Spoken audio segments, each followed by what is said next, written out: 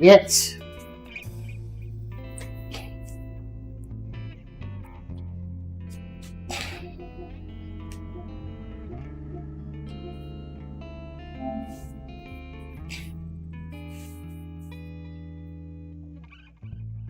Oh no. Damn. That's sad.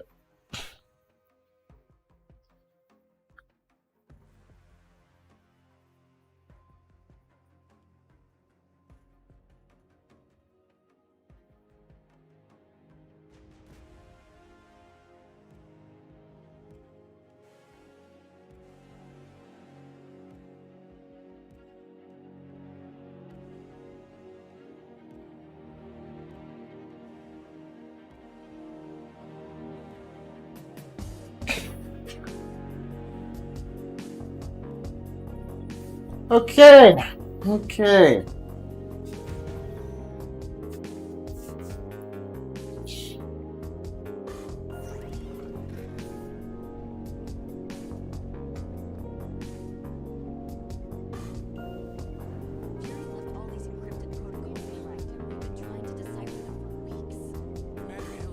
Isn't this chick text me ChiLL? Man. Did you unironically text me ChiLL? All handmade, all fantastic, all proceeds keep me espresso for a little longer.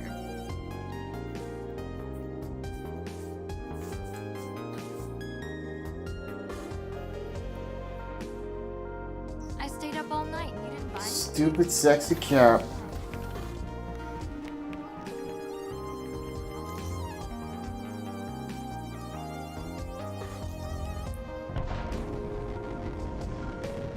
Actually, you know what?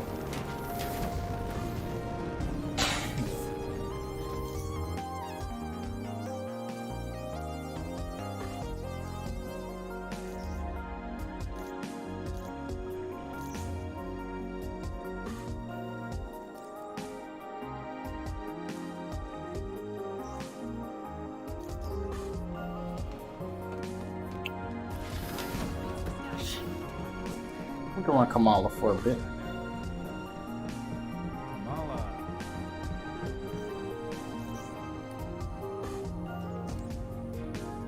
Symphony and a gamma key. Well, I see you settled in pretty well. Is that bad? Am I getting too comfortable around you guys? If it's ever not obvious that I'm Chimera field units, what's your status?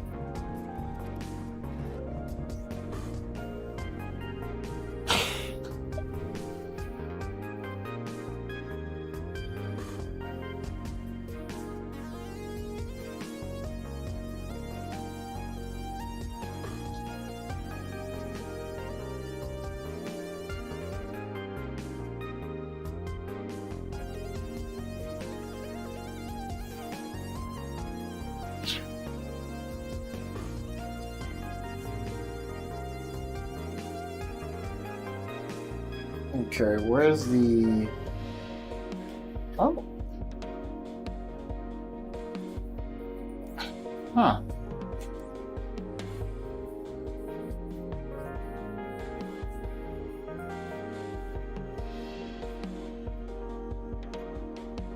Tachyon Rift. Condition green. I'm gonna have to do that later.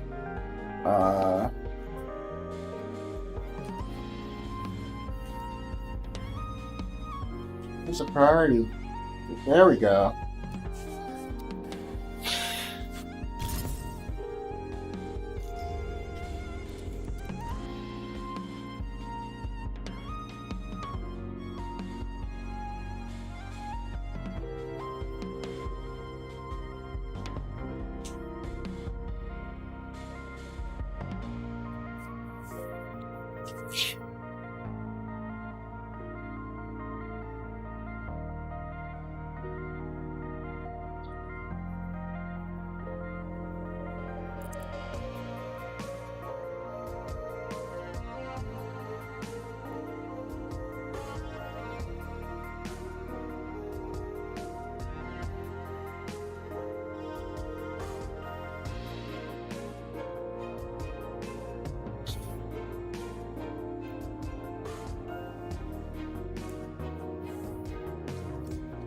Oh, that's a dope nameplate for Cap.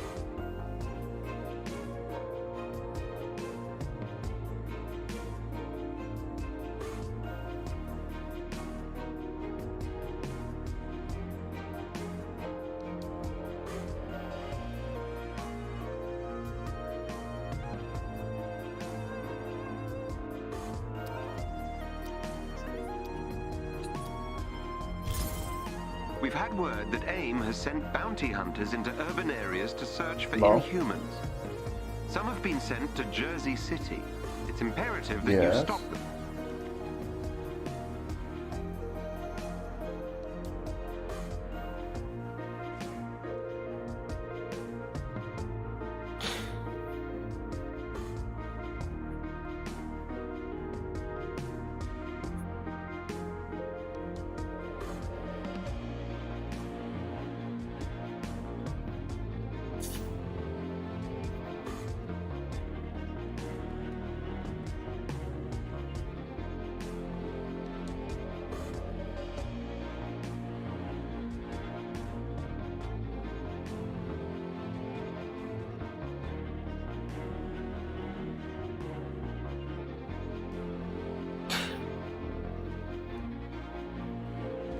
I will scan the area for AIM signatures and update your HUD.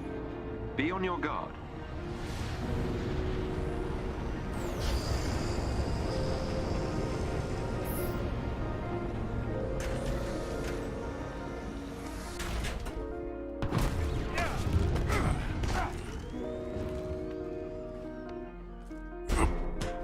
There are Inhumans caught in a standoff up ahead. Backup has arrived. Protect those Inhumans. Ah, look at Kamal. All her undead glory. Uh-oh! I see some baddies! Fight time, guys!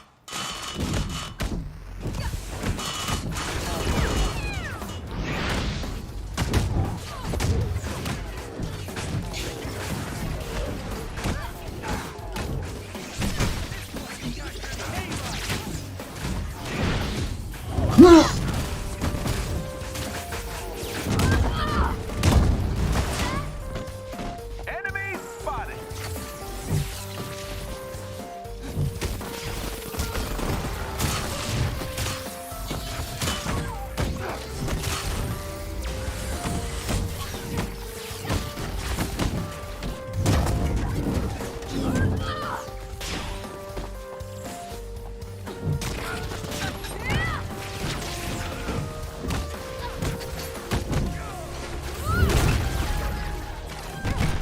They're safe.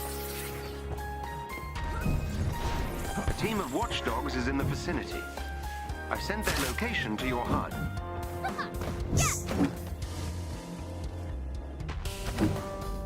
Uh-oh! I see some baddies!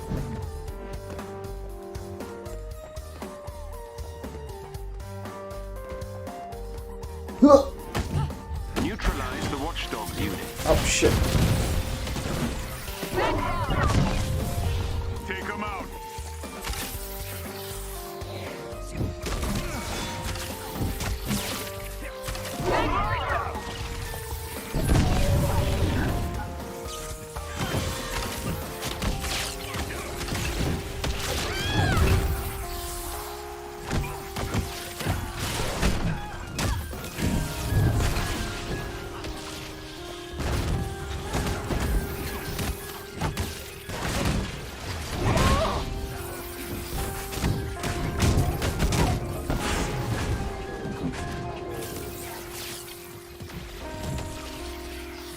A watchdog's agent is down.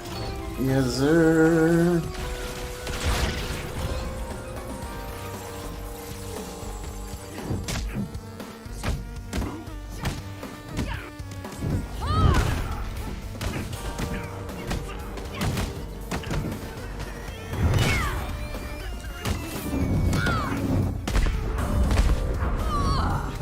I'm doing it!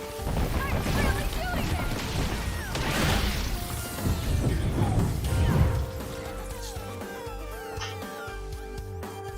Okay, now let me step away for a quick second.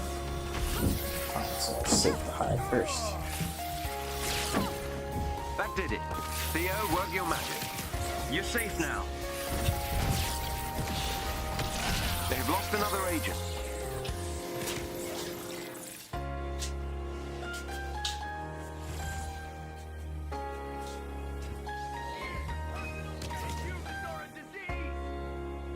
Keep your heads. Here it comes.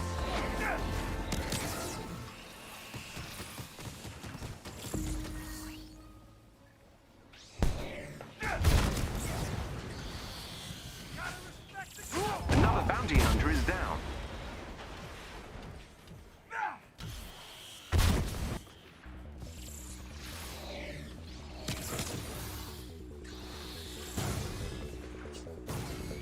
You're not heroes.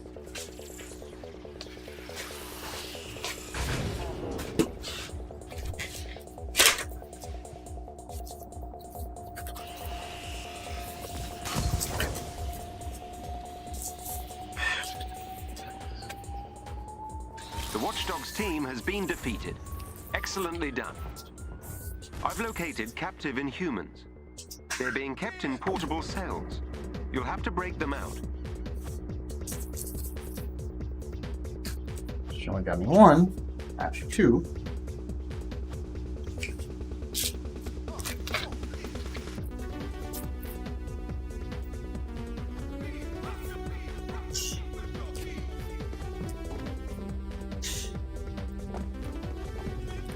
There they are. You'll need to destroy the locking mechanisms to open the cells.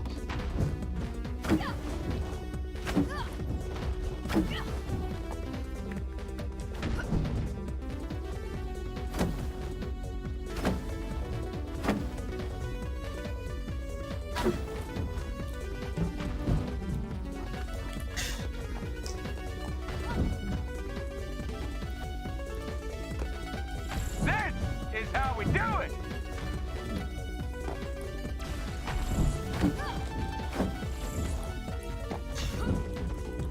Inhuman down. You must keep them safe.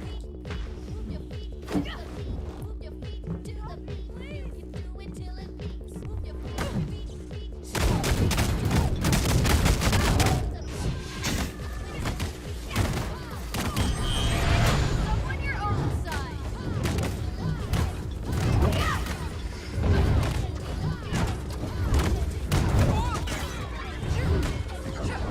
I call this a target-rich environment.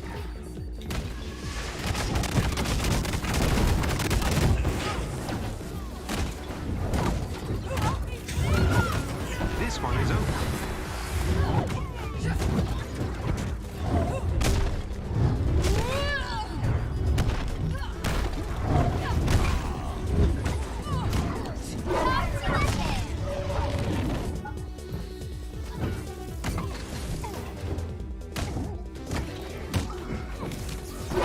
Again.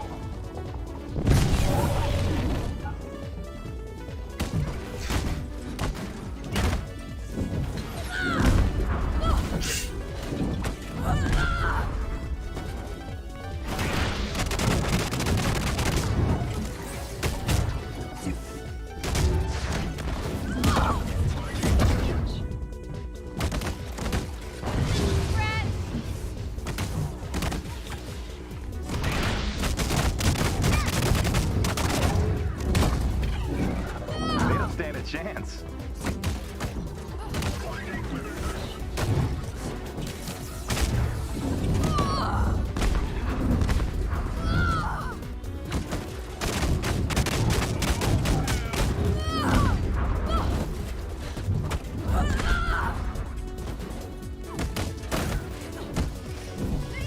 Wanna see all my weapons?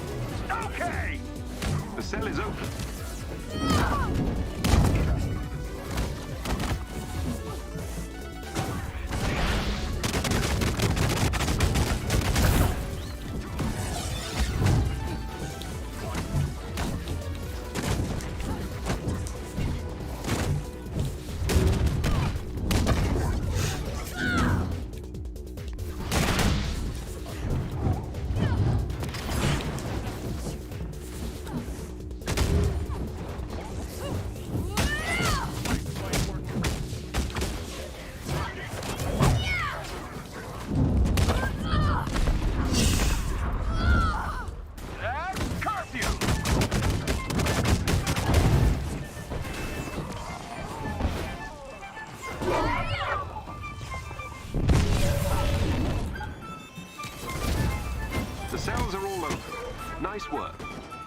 Jesus.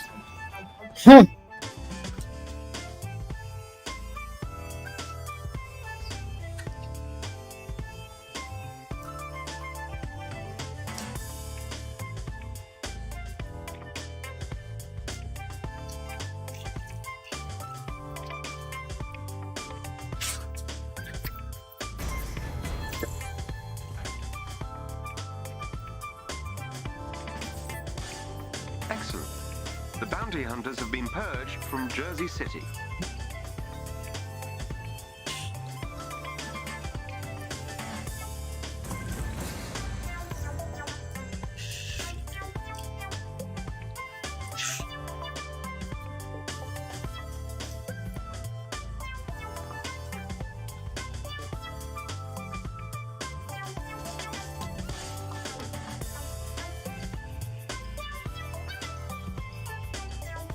Okay.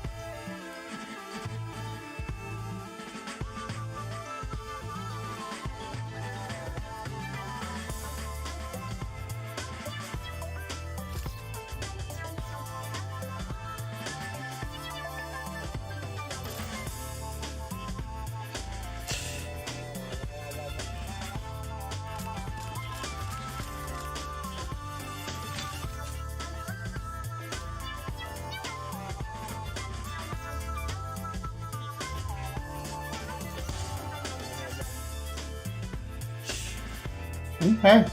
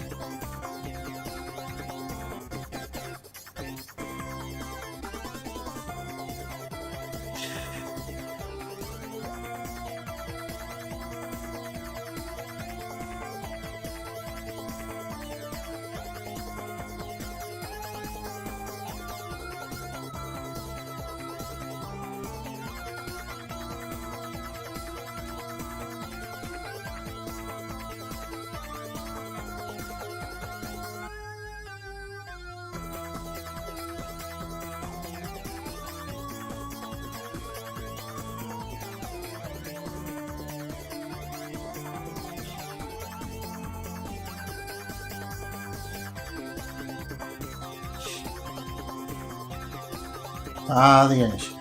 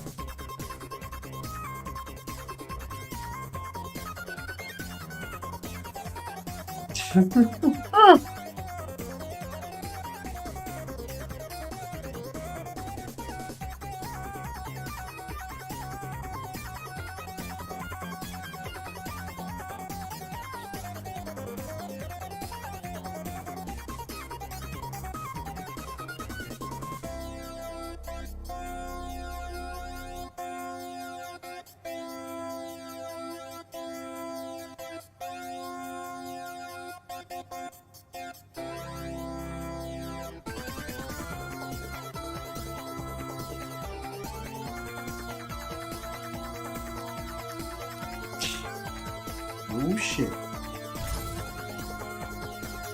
Alright, Avengers. We've pinpointed the location of one of AIM's cloning research labs. We believe Scientist Supreme has perfected her cloning technology to the point where she can literally produce copies of our most deadly foes. Needless to say, we need to take them out.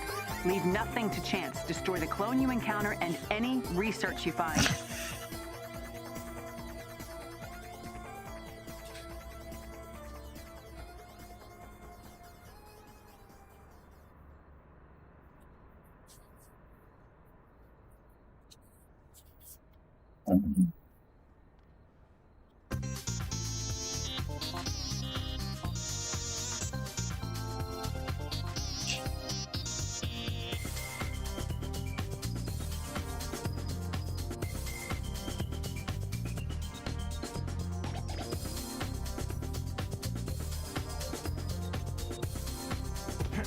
We're dropping you off close to the location.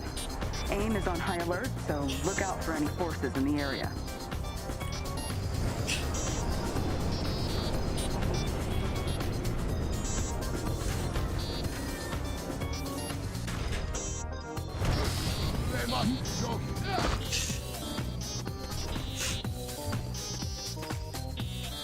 They have the tower locked down with an elite guard team. You're gonna have to take them out before you can enter the facility.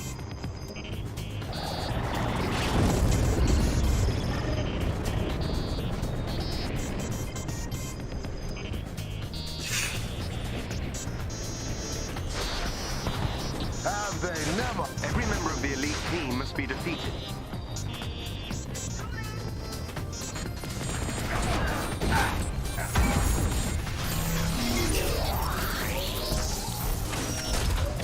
Don't worry, enough for me to go around.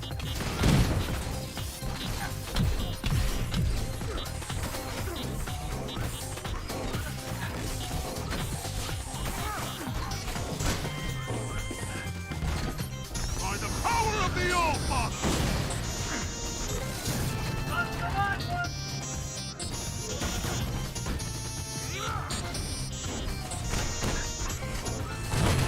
One of their agents is down. Excellent. Another agent down. Avenger, I need you.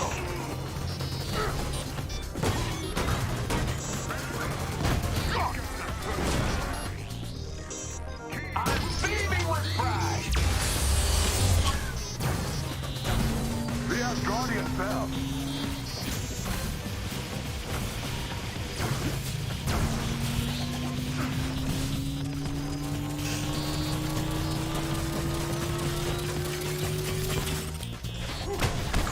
Well done. That squad member has been neutralized. I'm sleeping on the job. We must not fall.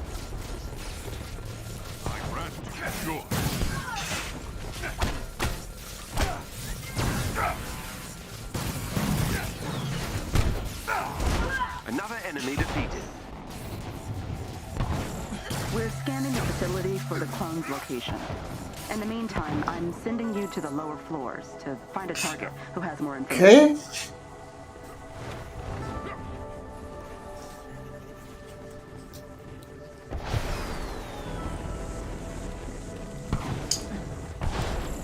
Alright guys, I'm just kind of trying to rush through the content right now.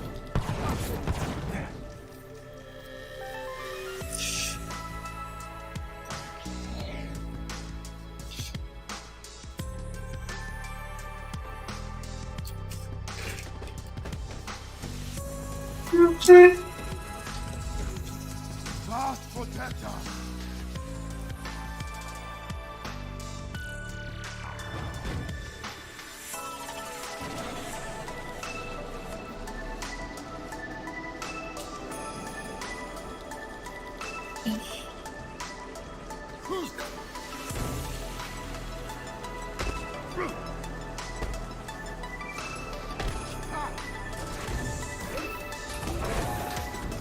There's a security chief up ahead who has the information for the facility. You know what to do.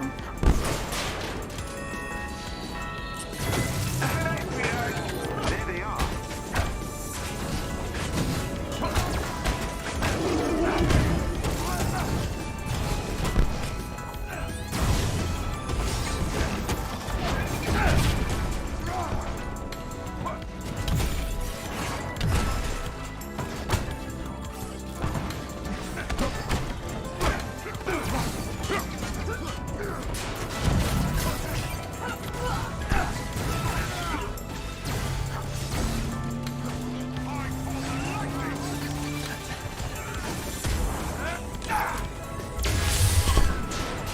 I know everything. I can't help it.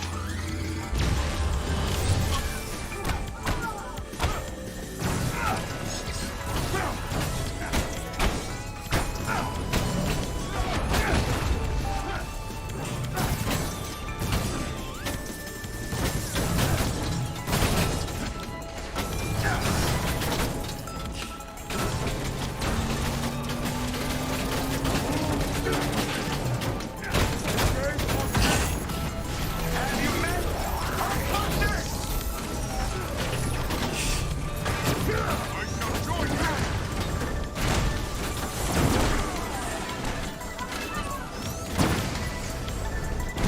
An impressive and educational performance. Excellent work.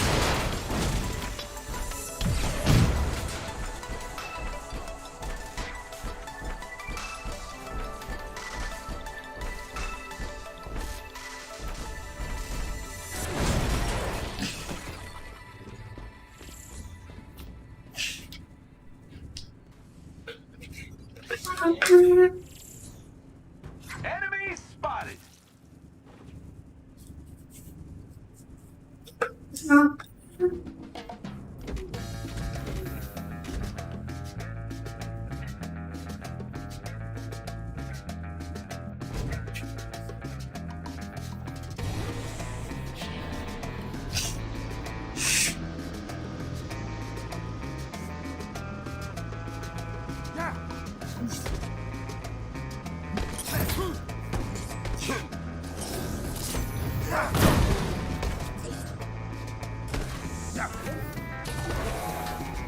Using his credentials to enter the AIM database. And we have located the clone on the top floor. Watch out. I think it might be expected.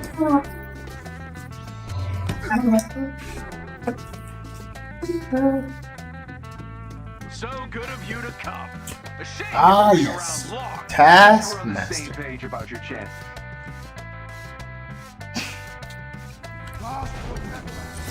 Piece of cake. Pie is good.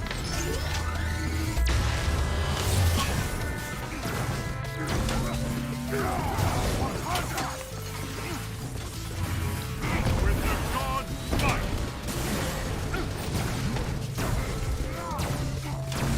Wind, blow, lightning, strike! Lightning, and God! Open the way!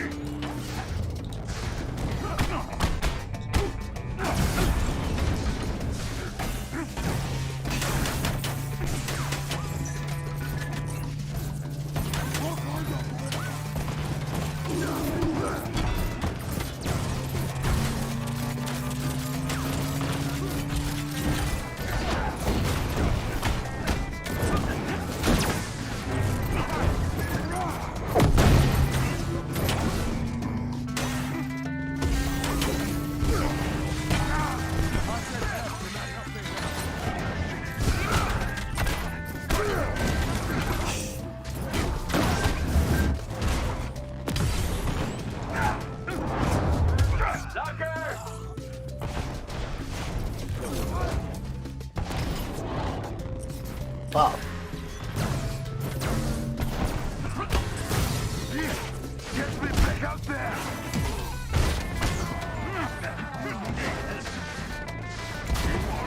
Time for the big gun! back on your feet. My thanks.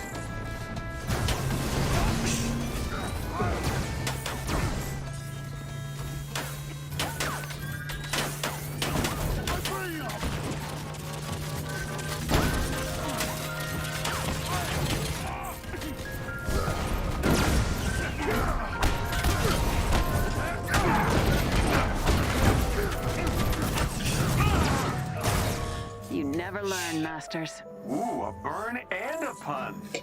Screw Fury. I want you to be the one I relentlessly annoy by not following orders.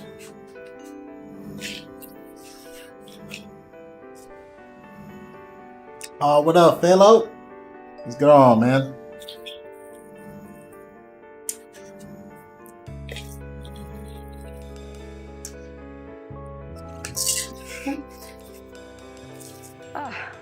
Great work, Avengers. If we get any more sightings of AIM clones, we'll be back in touch. Okay.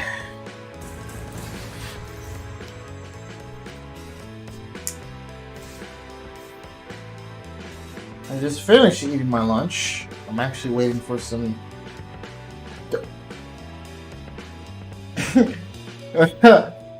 some dinner to arrive here. So I'll have something to eat for the tonight and tomorrow.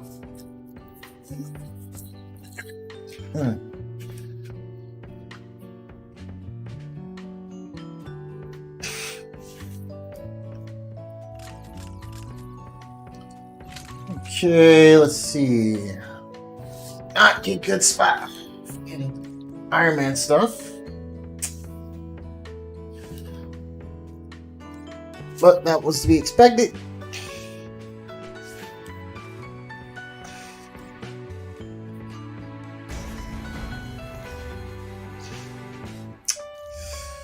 Alright.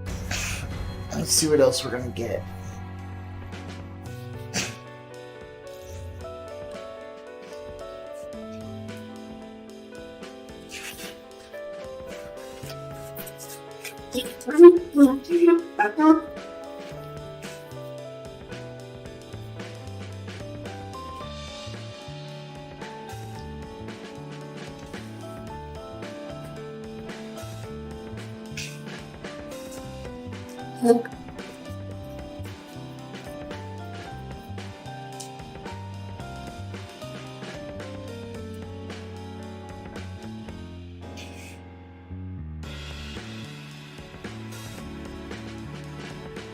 Cool.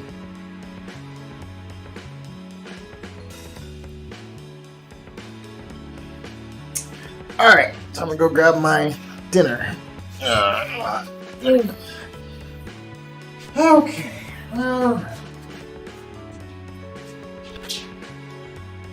Let's...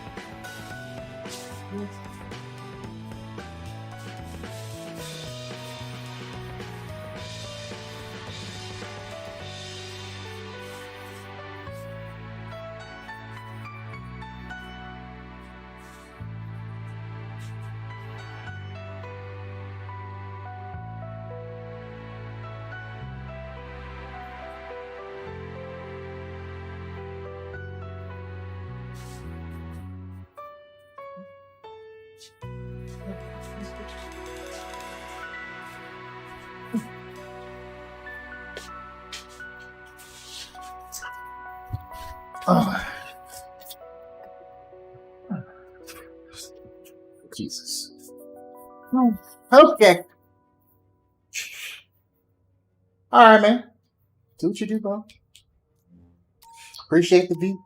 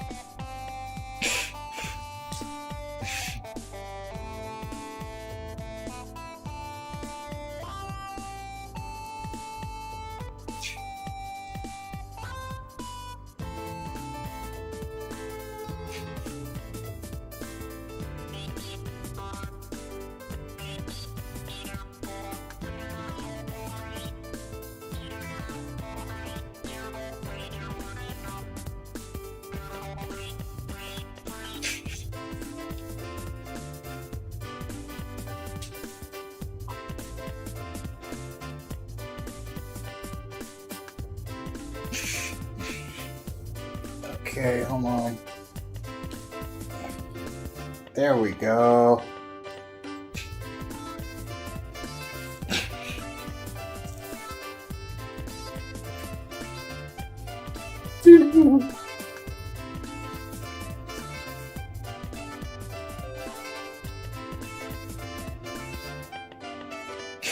Oh, a safe play.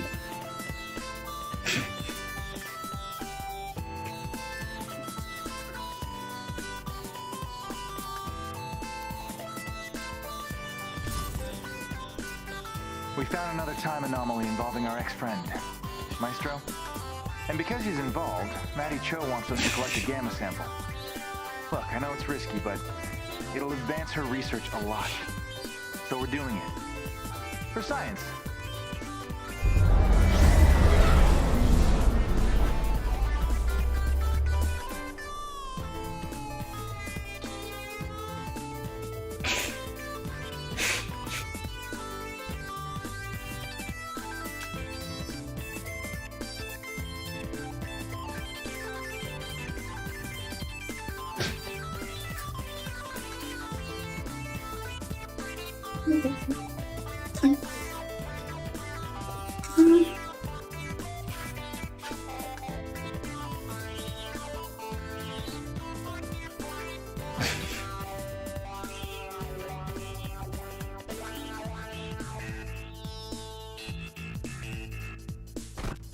Another successful jump to the future. Let's get that gamma sample.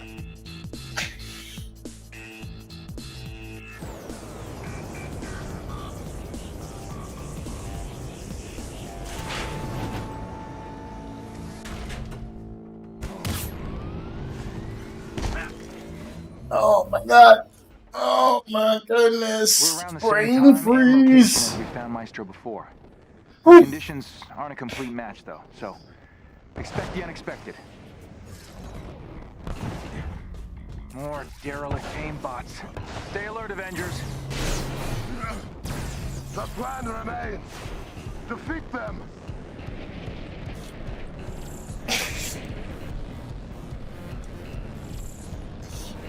My suit can only do so Oh much. Jesus. Someone went down already? Do not leave Wakanda like this. It's your lucky day.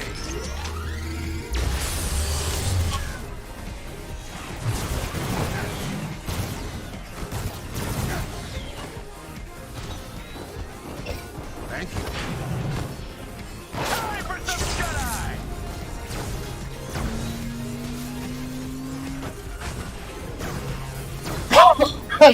Oh man. You're about to have a very bad day.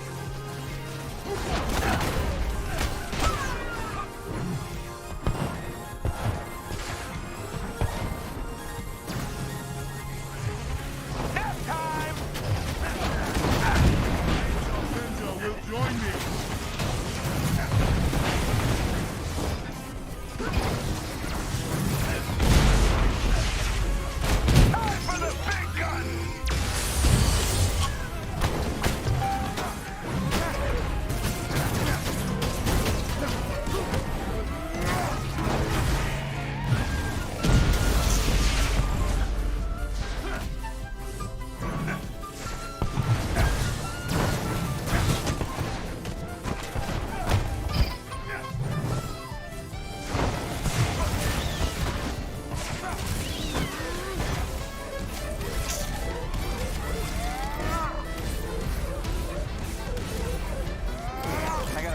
won't be the last of them. Keep an eye out for more bots. Oh. Maddie told me Maestro should be somewhere close to the origin point of this time anomaly. Canyon up ahead should lead us to it. Proud of me!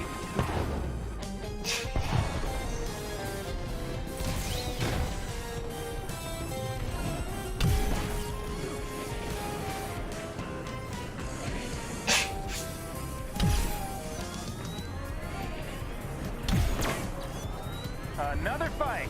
Stay alert, people.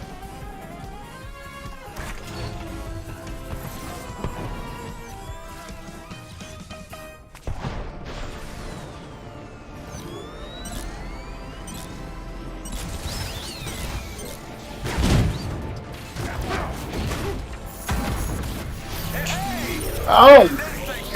Yay! Okay, let's talkie or fighty.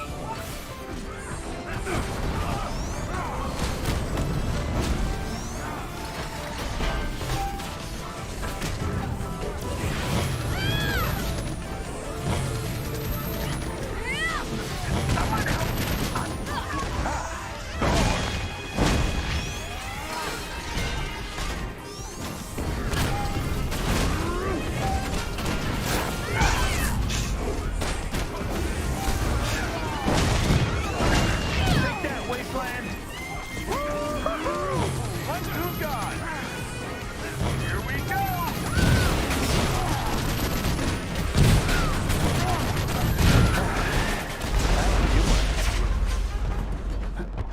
Avengers, you're supposed to be dead. Where are we? Didn't get the memo. Whoops. And by all means, join me. We'll correct this little mistake.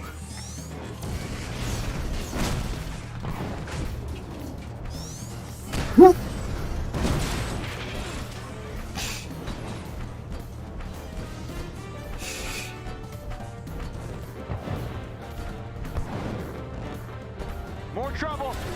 Maddie really owes us one.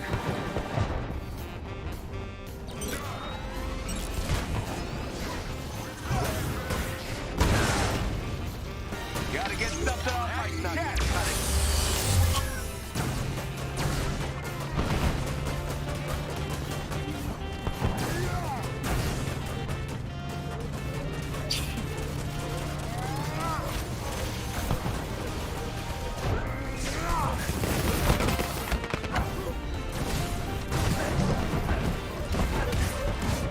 The numbers don't matter, you guys. We got 'em.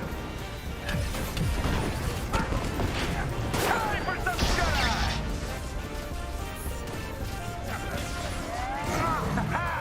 You watching this, Maestro? Playtime's over, kids!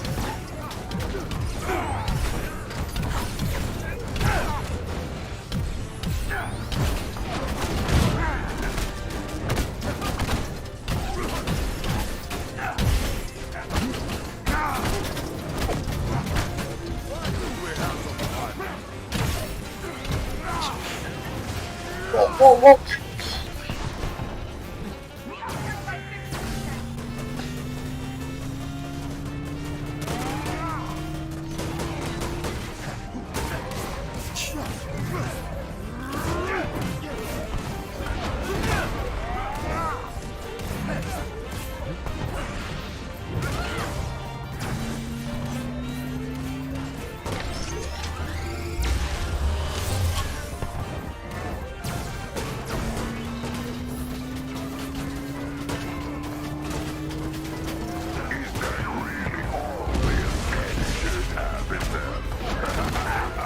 Come on!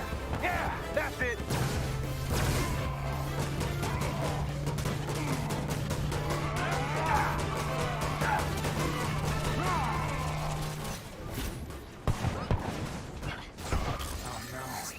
Got a massive tachyon Okay. coming. This one's looking lethal. Get to cover, quickly! Welcome back. All I do is win, win, win.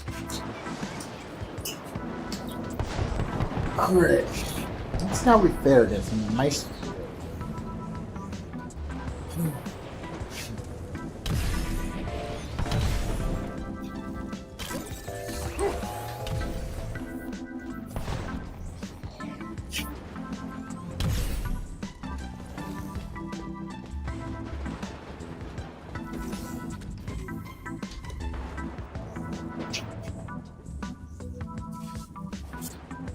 these tachyon storms are way worse in the future.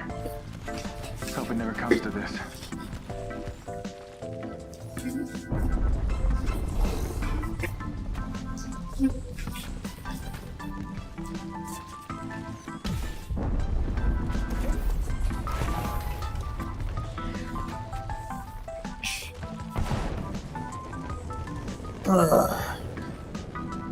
Hostiles!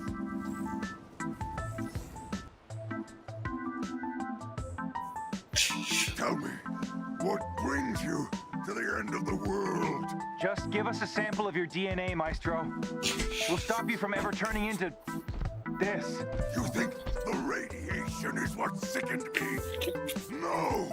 It was our inevitable failure. Destiny's unforgiving hand, beating us to the ground. So that's a no on the sample then, huh?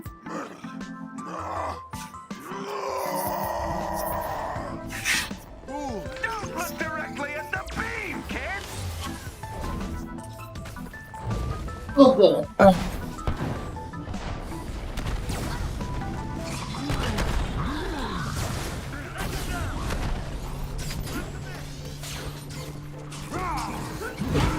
Oh, shit. Watch your eyes, everyone! Thanks, Murray.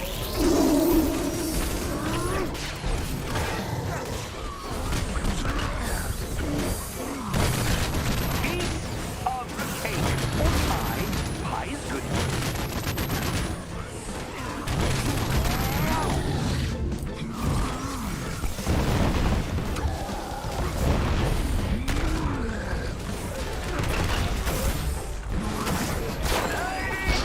Sweetheart.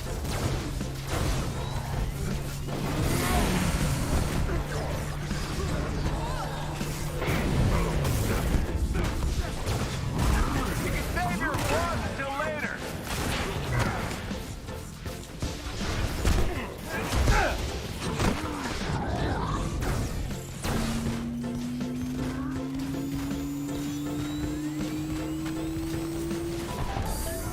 Oh, he almost got me. You got me, you big green bastard.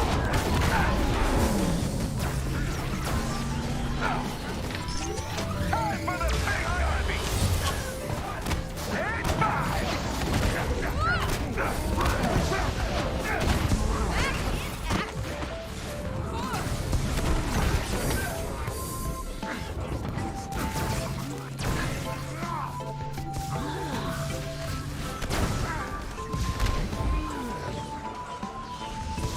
Guide me!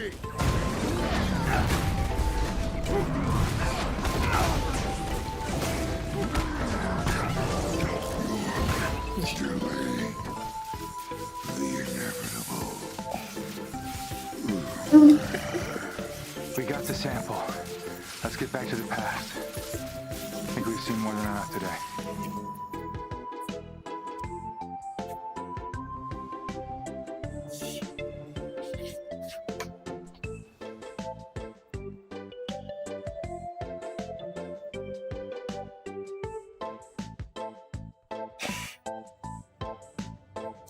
Just got off the phone with Maddie, who is very excited about the sample. Or just Oh, excited nice about little life. daily action there. It's hard to tell with her. Thanks again, everyone.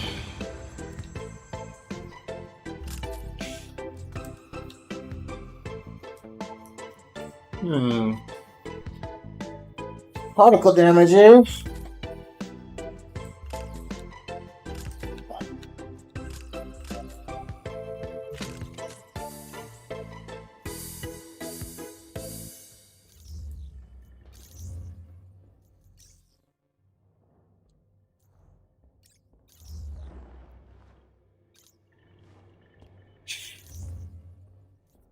Time to put on the super sexy noir suit. Oh, Omega level threat.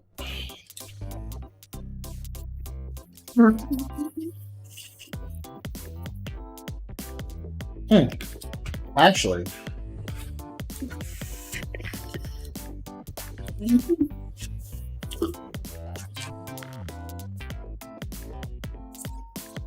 Tachyon rift.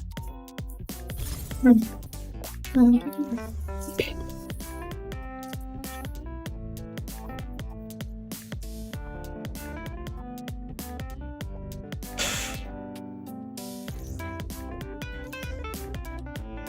to say it.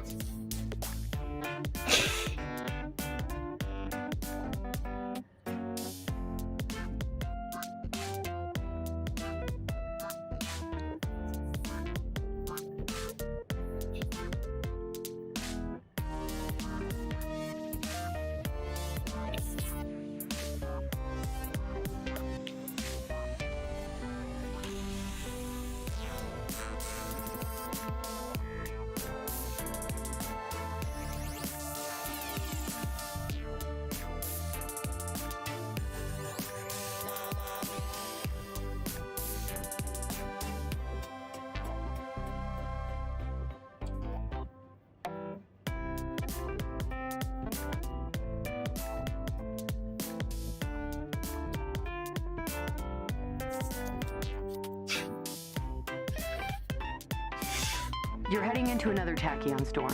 Just stay focused on completing the mission. We're monitoring you from here.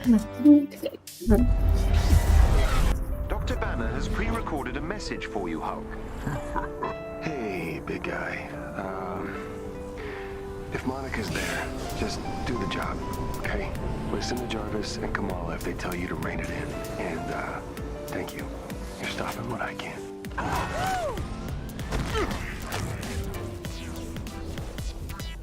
The gamma readings are coming from an underground facility not far from your current location. This is in the heart of AIM territory. Yes.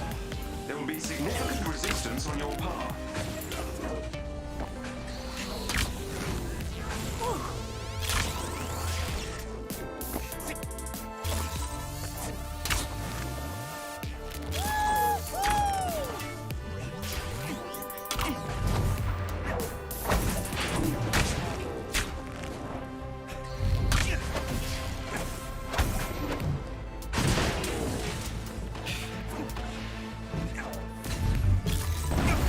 Ow! There it is. Time to take out those guards. It's the Hulk. Don't let him inside.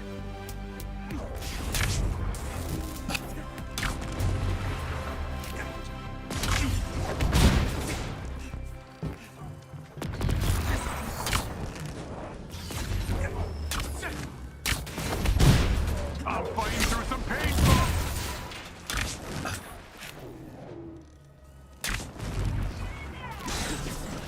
Come on, big guy, you gotta get inside.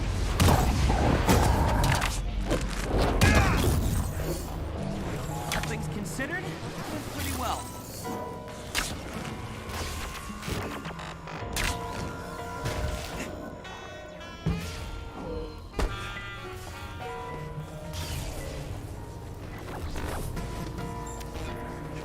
You think Abomination was created here? AIM's holdings were diminutive when Abomination first appeared. It is possible he was enhanced here, however. Not comforting.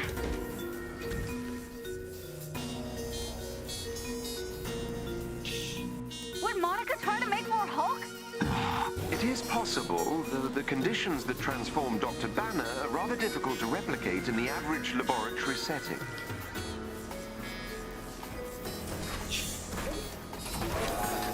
This is the server floor for AIM's Gamma Research Program. Hulk smash. You got that right. They're inside. Don't let them get to the surface.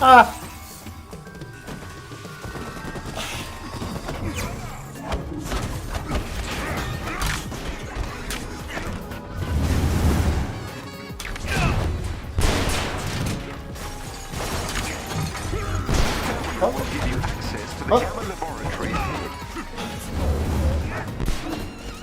Oh shit. We're out of time, boys!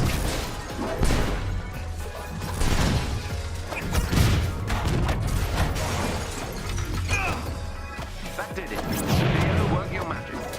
You're safe now. Can't see it under the mask.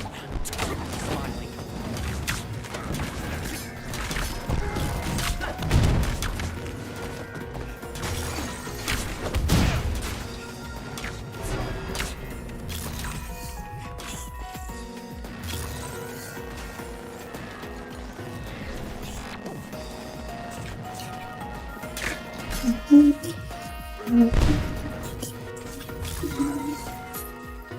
Research data is housed on several servers to prevent loss during power failures. You will have to destroy them all to prevent further experiments. Security, what's going on? I'm getting alerts across the board. I'll handle it. Units, stop them. Here's Dr. Rappaccini is aware of your presence.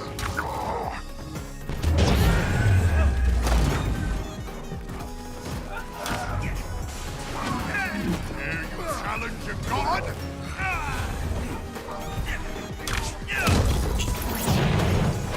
Security, one of the servers has gone dark. What are you doing up there? Monica in the building?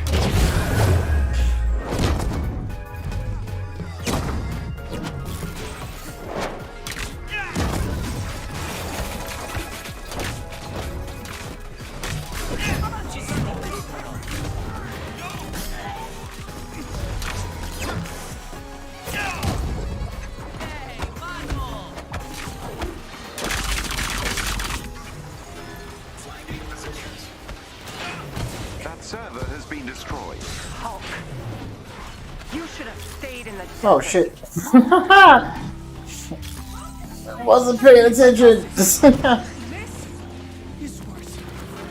Shelter beneath the god's protection now.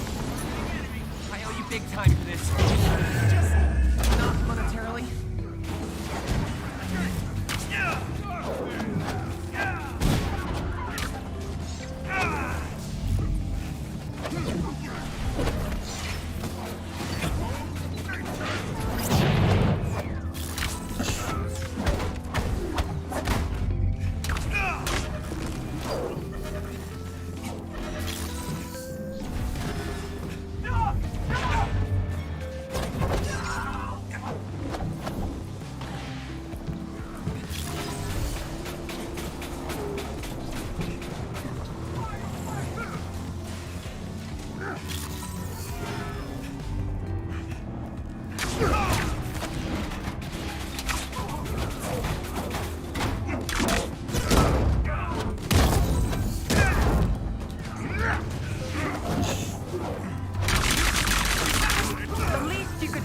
Me in the eye while you destroy my work.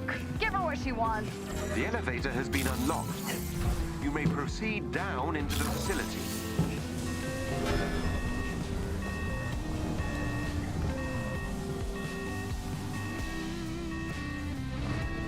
Seems like the big guy doesn't like Monica very much either. I do not have much data on the shared emotional relationships between Dr. Banner and the Hulk.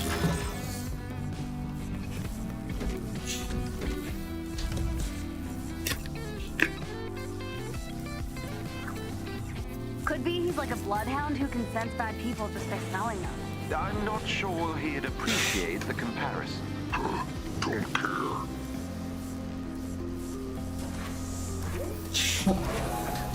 All right, time to find Monica. You really are that gullible, aren't you? Wait, what? Barricade the door. Protect the research lab.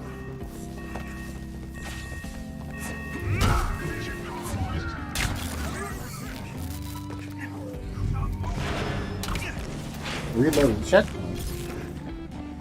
What? What? The fuck?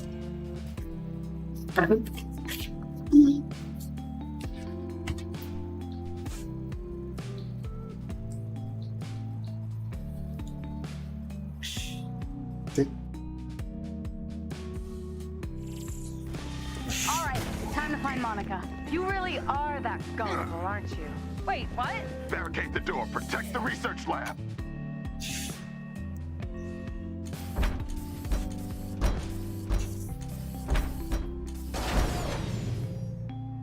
Theta team, kill the Hulk. Oh, pleasure, Doctor. She's such a coward. My turn. Kind of bad about this. Hope Ames has a good healthcare plan. Threat has been neutralized. Knock him down like bowling pins.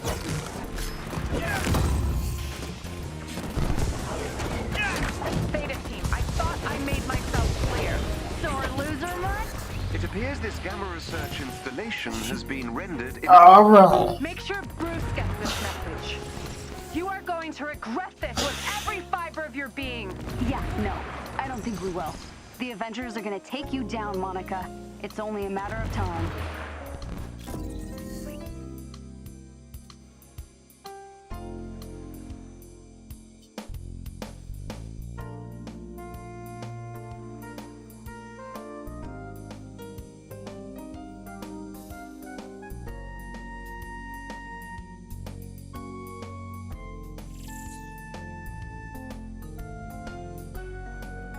Nice work.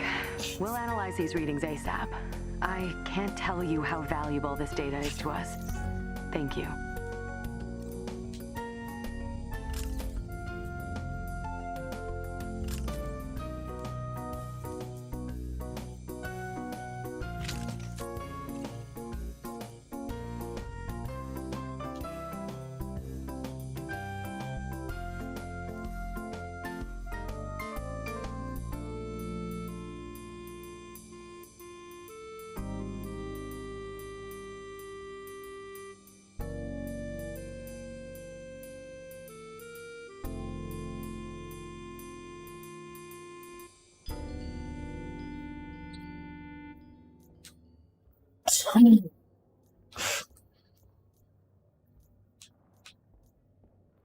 Hmm. 1%. Oh yeah. I'm gonna get rid of this shit.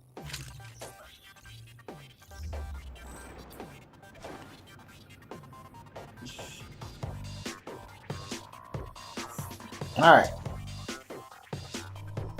Alright, folks, I will be right back. Go grab a quick bite.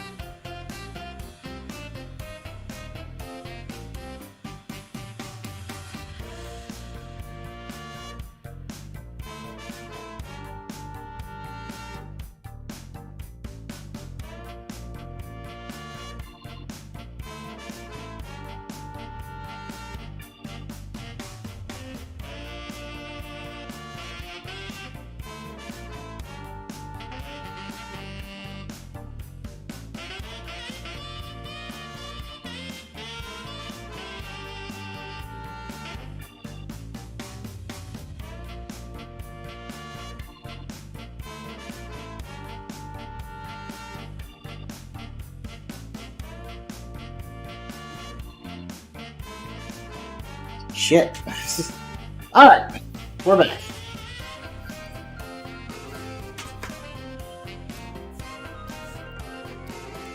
This are free loadout. Do you want the Mecha Dragon? The neatest thing in the desert. Visible. Little Miss Marshmallow, the killer robot assigned by Porky to guard Thank you. life can express her appreciation, as is the case with Master Porky himself.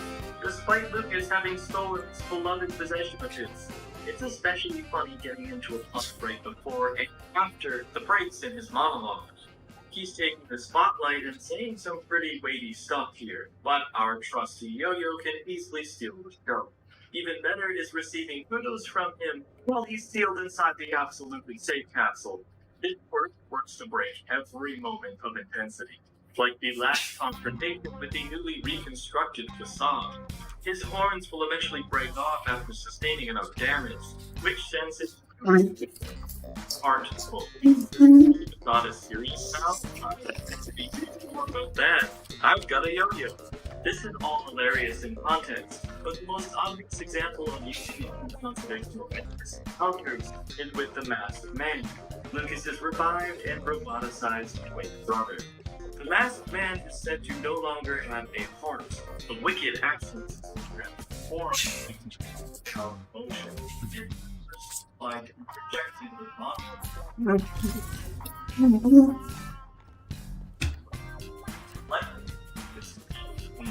At least until you close the textbook.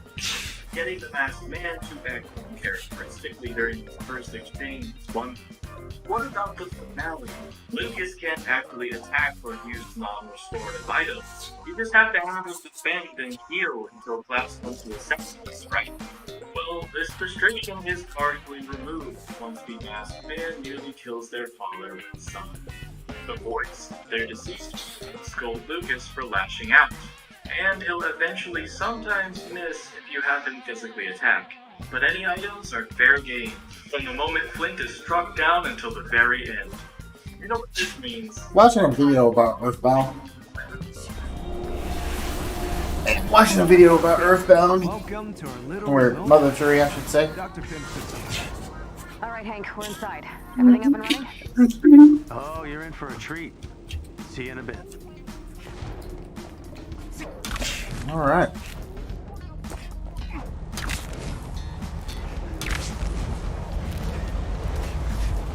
Here we go. Hey guys, just passing through.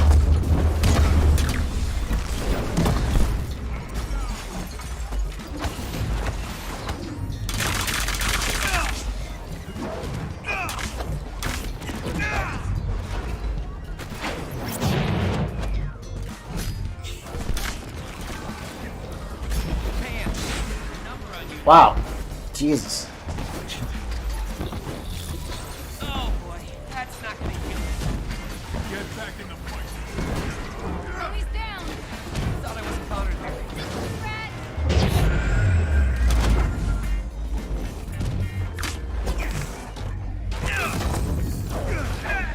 Enemy down.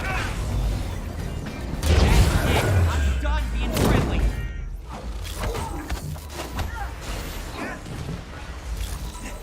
Oh man, this hurts.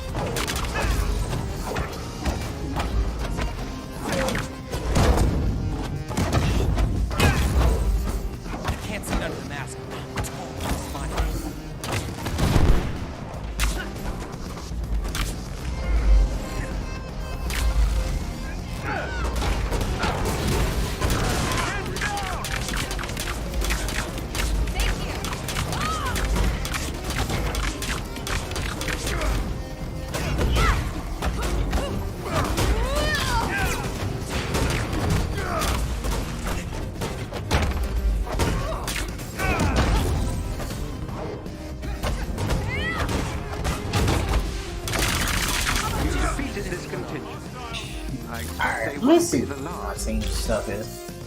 Oh no. Oh, oh. Jesus. Oh, not paying attention to her.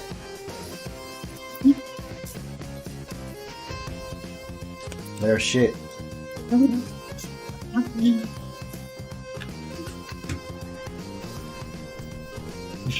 Bad enough I'm playing Spidey. Jesus.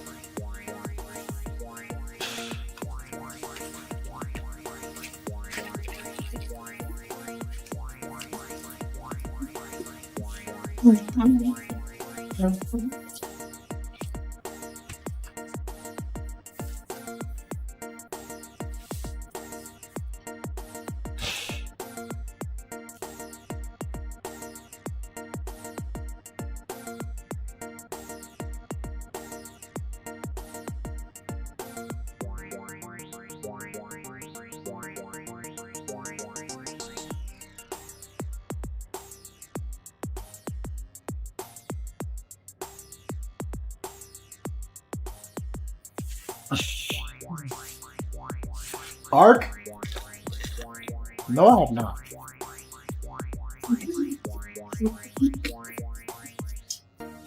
But I've seen a lot of my friends play it.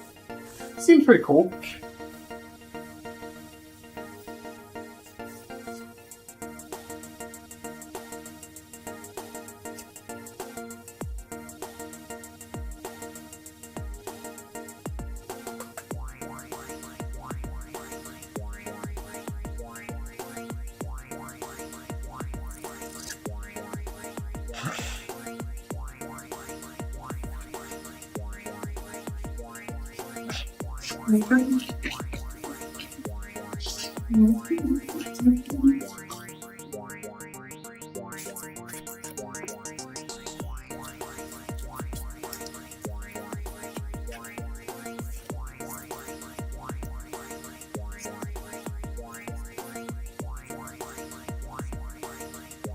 Oh, this goes well.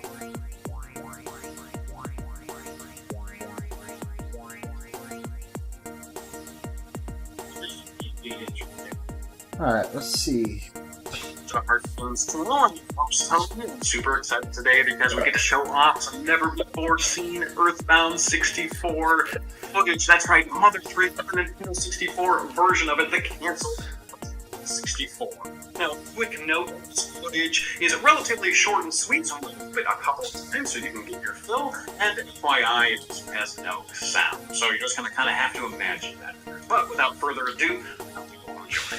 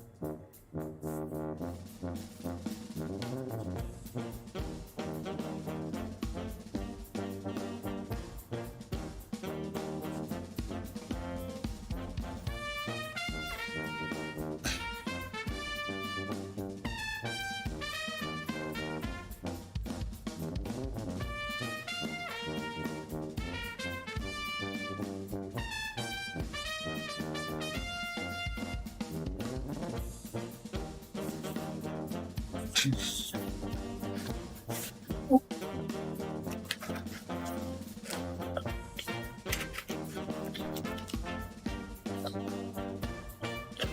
everybody, I hope you enjoyed that. I want to give a couple of quick thank yous and shoutouts to some members of the community. This was discovered in a 1998 Nintendo company report. There was a disc side. The community was made aware of it by those. This was purchased and dubbed by Zen, so thank you so much for doing that. Nice. If you'd like to be /AB64 community offer. Okay, let's leave the strike team. Let's try the skin. I think I'm starting a server. Hey man, it's pretty cool. Like I said, I've seen a lot of friends playing it. And it seems pretty awesome. I've heard some cool stories about some of the multiplayer. I had a lot of people I know play it.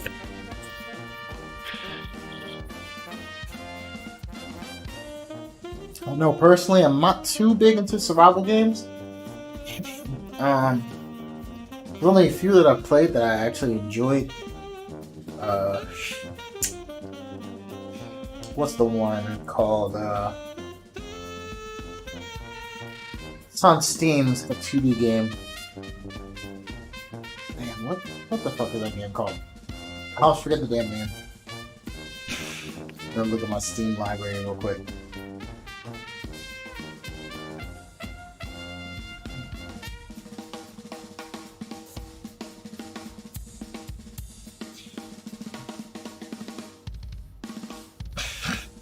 Don't Starve.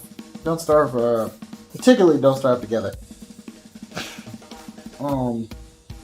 Really enjoyed that. Minecraft has been, that was okay.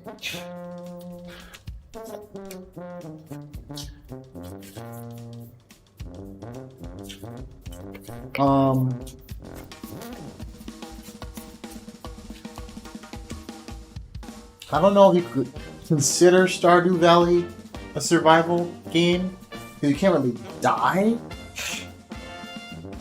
but it has some survival aspects.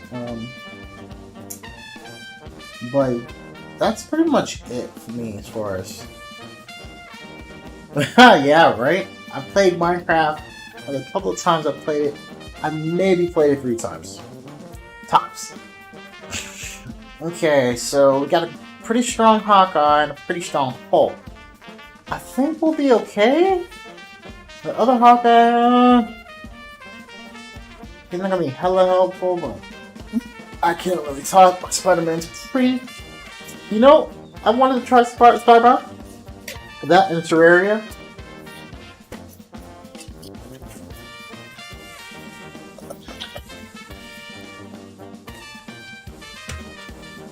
But I haven't got to play either. Okay, a Black Widow. Okay.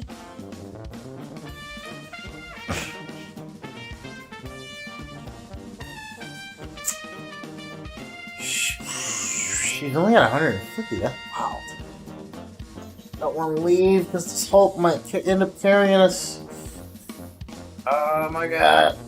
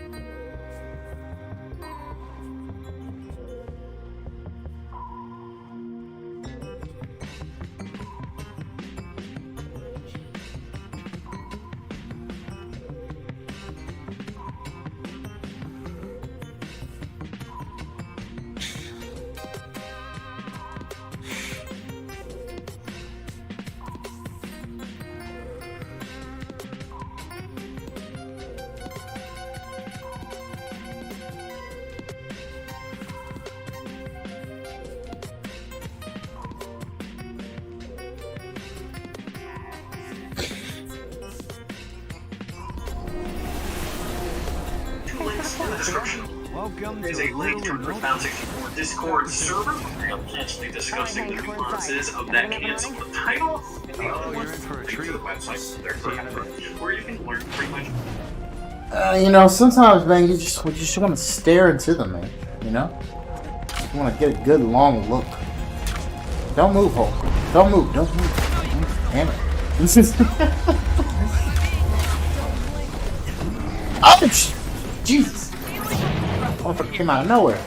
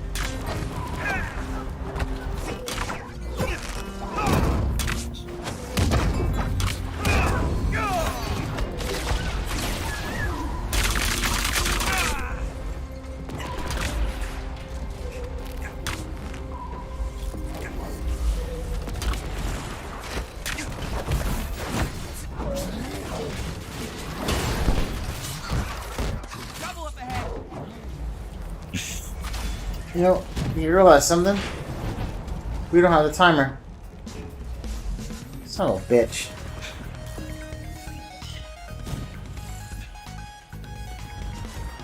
We got company, you guys.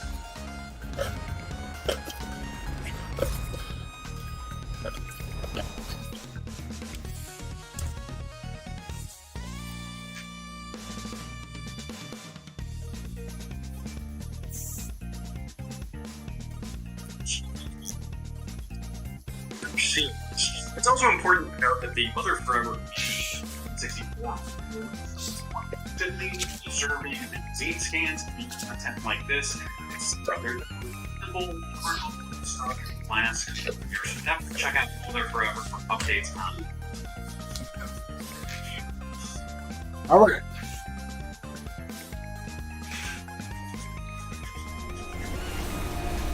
Thanks for the portal, Theo. Welcome to our little remote hut. Dr. Sims just up ahead. All right, Hank, we're inside. Everything up and running? Oh, you're in for a treat. See you in a bit.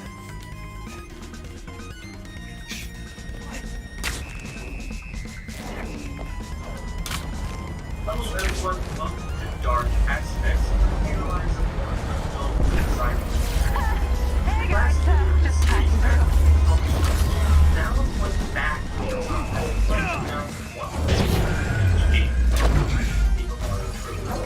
the first of this line of amazing games is Super Mario and my favorite quite unfavorite.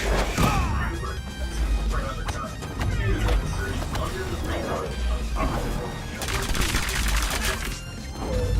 Chapter section of the actuality, it starts off with tracking through the forever forest certainly has a genuine spirit.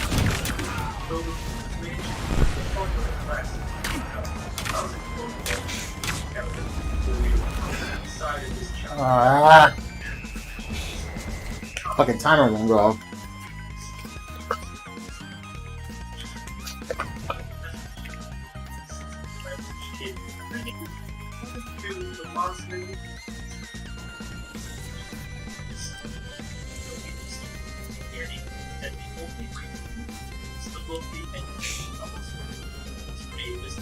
Itself is simply a cowering husk of an enemy, a puppet to the brains and heart of the operation.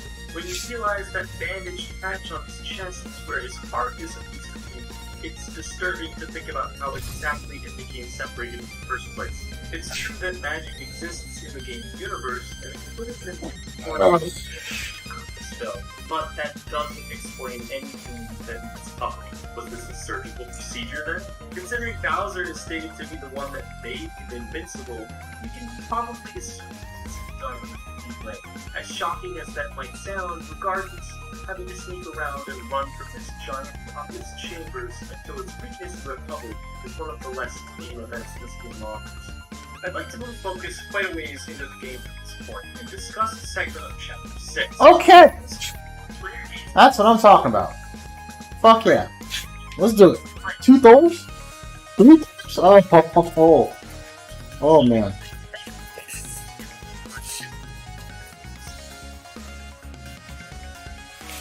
Fuck that. This is gonna be amazing. Hell yeah. God, let me get comfortable. Shit.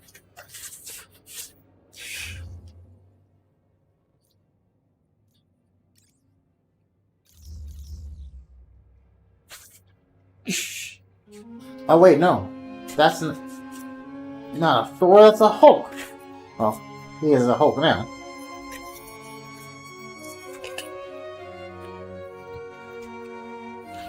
Okay. Switch to Hulk. Fuck it. That's cool. We see our papers.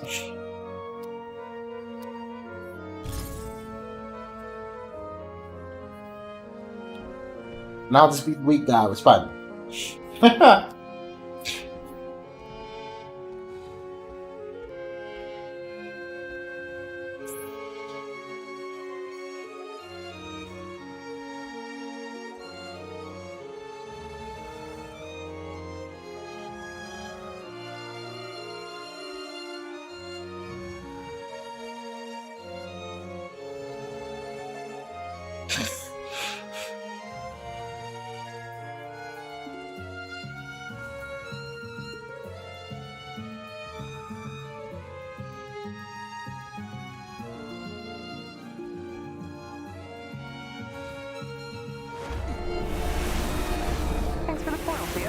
Welcome to our little remote hut. Dr. Pim's just okay. Oh shit. All right, Hank, we're inside. Oh my god, he's rocking the fucking... Oh, you're in for a treat. See you in a bit. Ah. He's rocking the rescue shit. Okay. That's pretty beast. Alright. Shit's working like it's supposed to.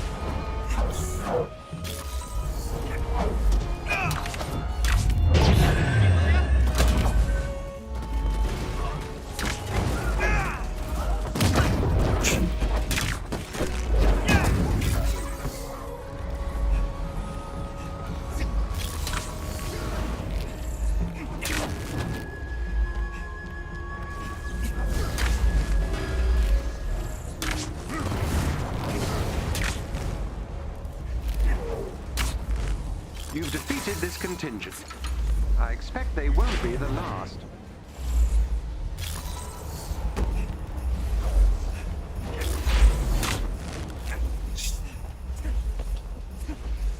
Aim squad dead ahead.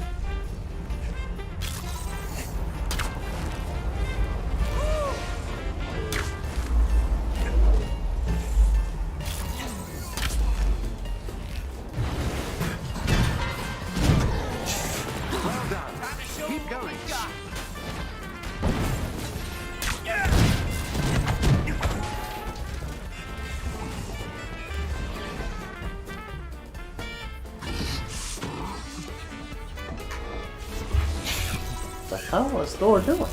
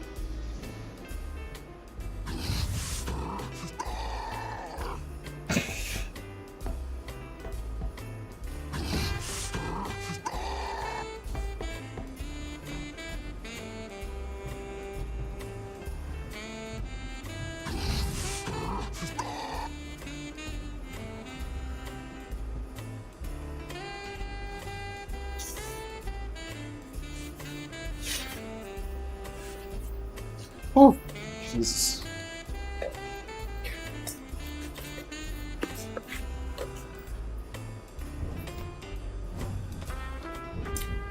Might have to take a nap after this. Whew. Fucking tired, man. Didn't sleep much. Thankfully, work wasn't too long.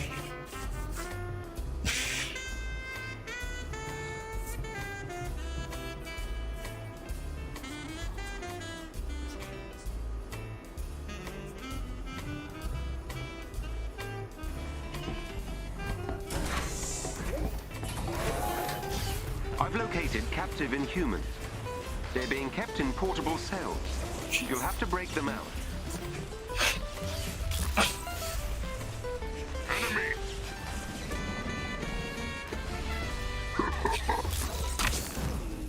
Alright.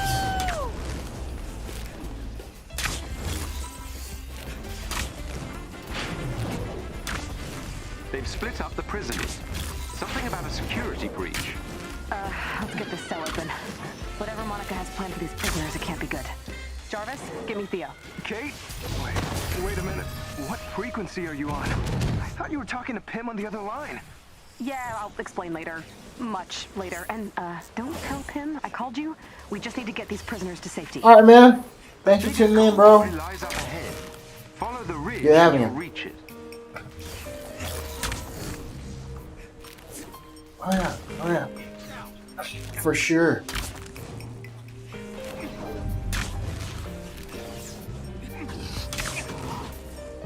Huh. There they are.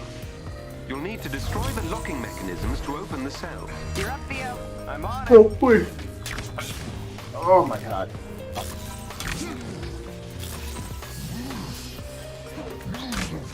This one's open. Teleporting now.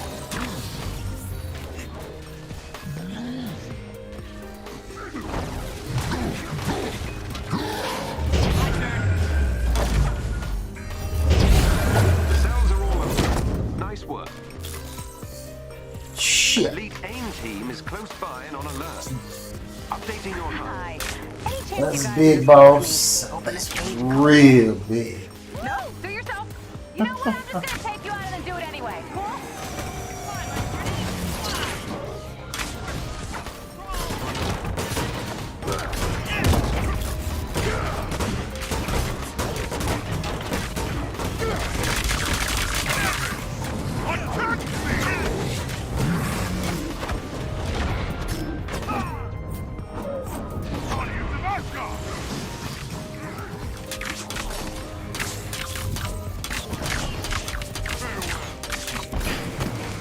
Oh, son of a bitch.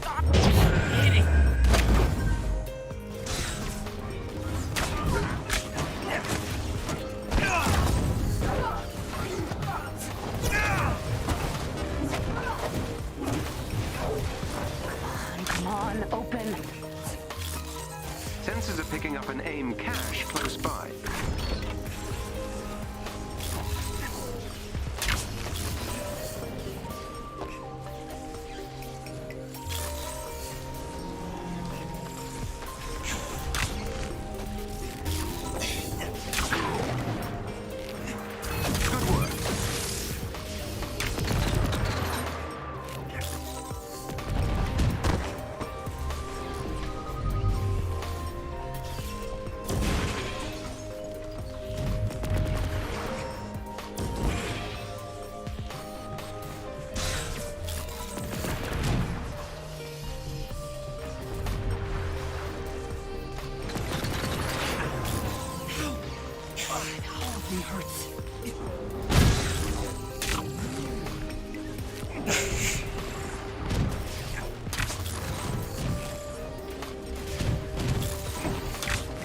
Large aim mech ahead. I shall give what instruction I can. Warbot!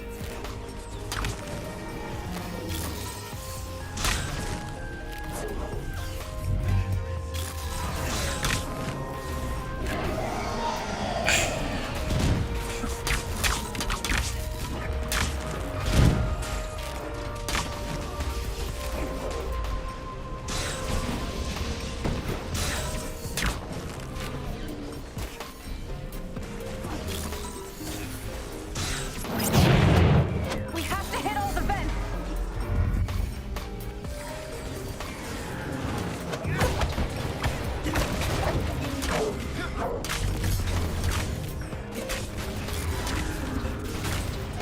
It's rearing up. Evacuate the area immediately. That's probably quite. What? Okay, down! Project Omega must be causing these tachyon storms. AIM has been using time travel to speed the process up. It's a weapon strong enough to stop the apocalypse. Or at least, that's what it's supposed to do. But instead, it's tearing the universe apart. What cuts me? I'm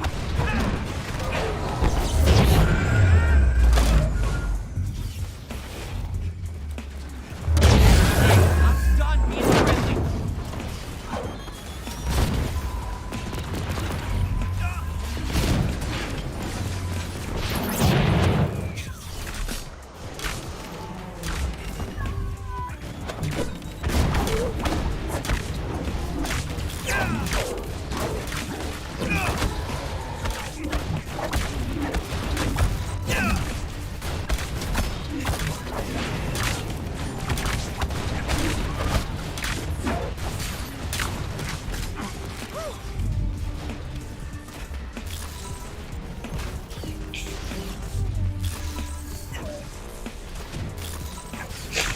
Ah!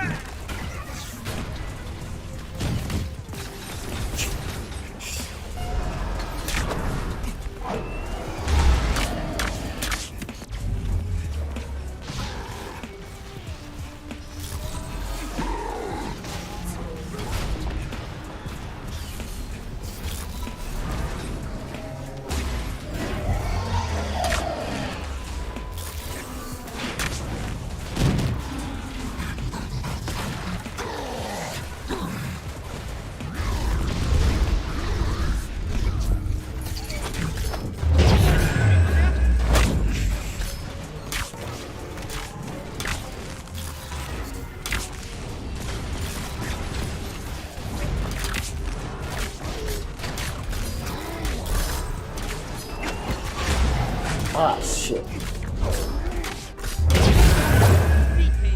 Target the eye! What's the Omega weapon?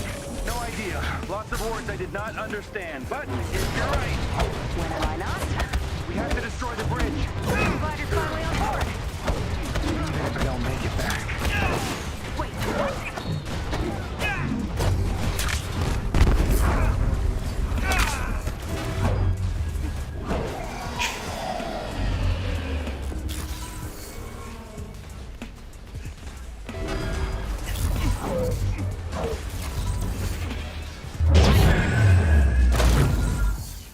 Who the best? Spot is the best.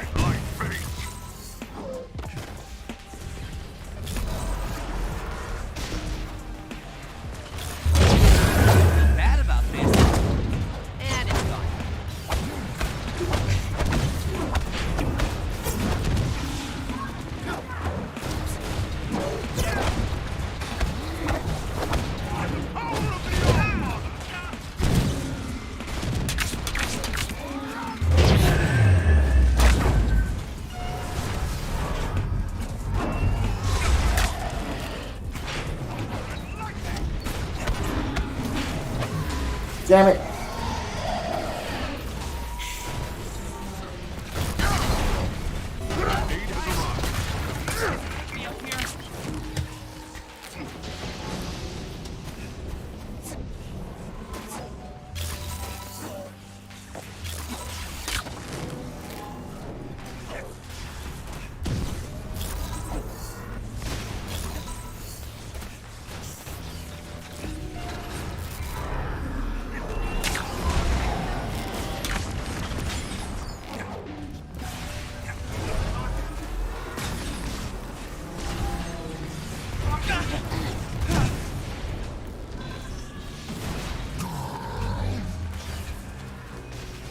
You're still going through with this? Alright, we have to destroy Monica's bridge for both sides, okay? Trap her weapon in one timeline before it causes any more damage.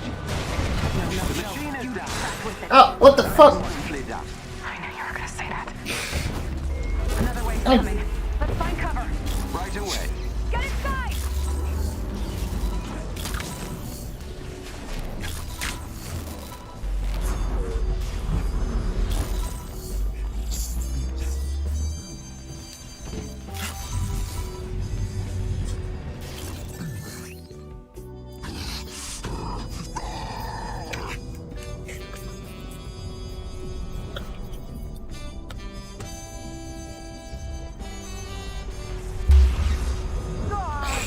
Oh, this does not feel good at all.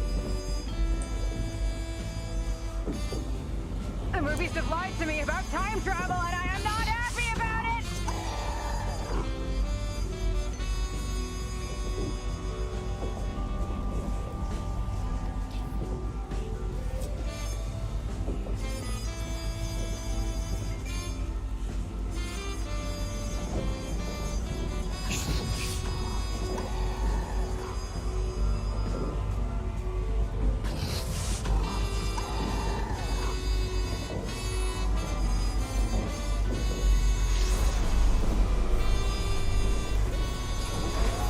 The tachyon storms have only gotten worse. The last one jumped us ahead somehow. Well, look, timelines are in flux. Destroying the bridge should stabilize it. Kinda sounds like you're guessing, dude. Well, I haven't exactly done this before. We shall take them all down!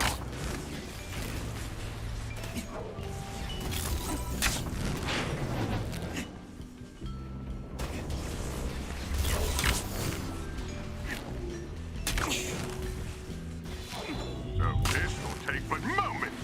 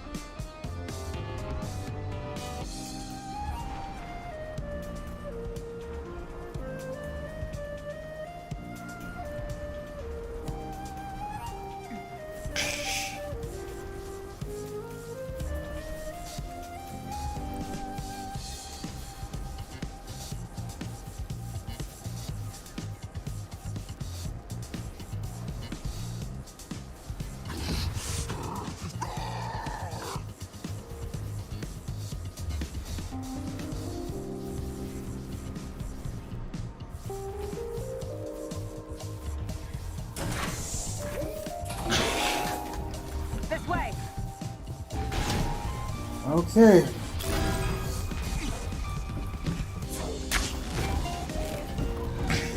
Unauthorized personnel detected. Terminate with extreme prejudice. Get the Avengers out of that chamber, now. You've triggered the alarm system. You'll need to disarm the security terminal. Code verification sequence time reset. Right. Match the sequences, shut down the alarm. Will that buy you enough time to get control of the bridge? Whatever you can get. Exactly, yes, I'll take it.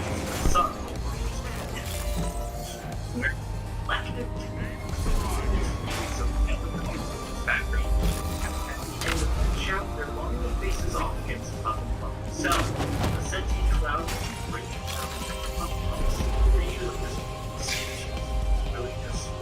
Security entry verified.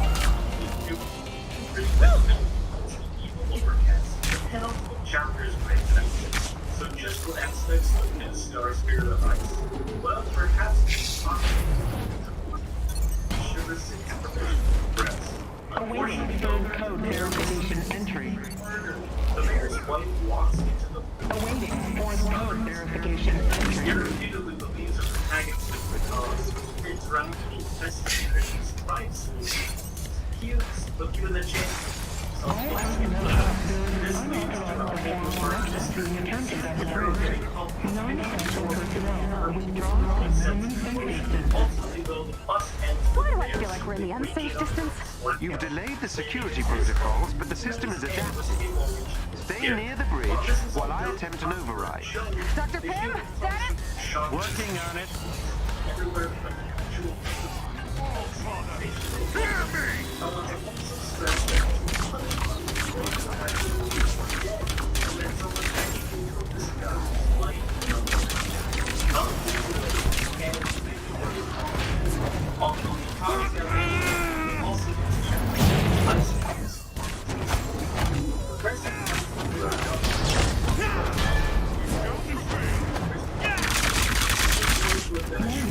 Critical energy levels detected. Tachyon surge inbound. Initiating next tier. Protocol.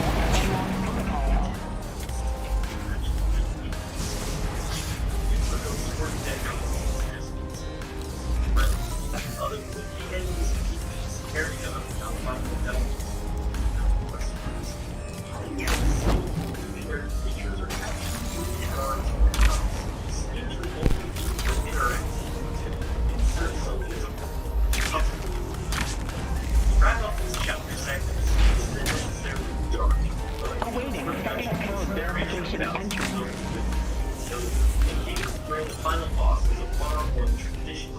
Awaiting third code verification entry.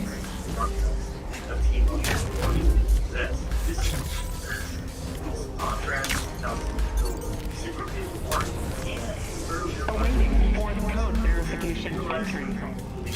Well, still defeated. Jokes, ease, and moments like his capsule for surprise.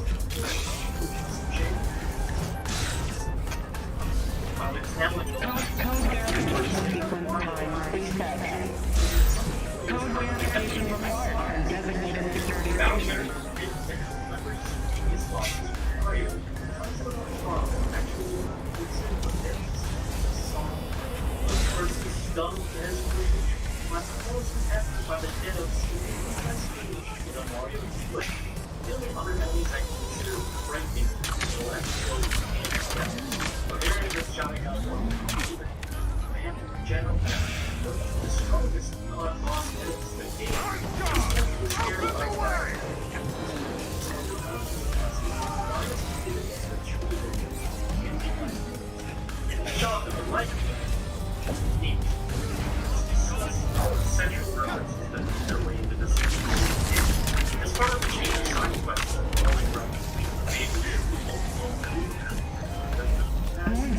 Critical energy levels detected.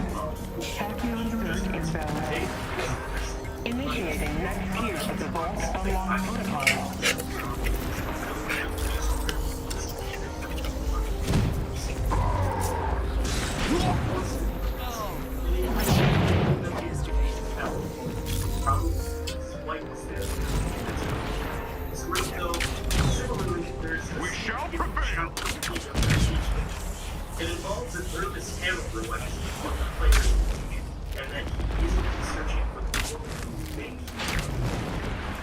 had evidence to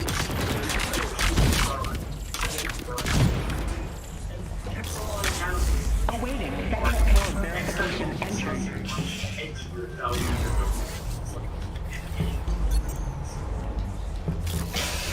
Awaiting third code verification entry.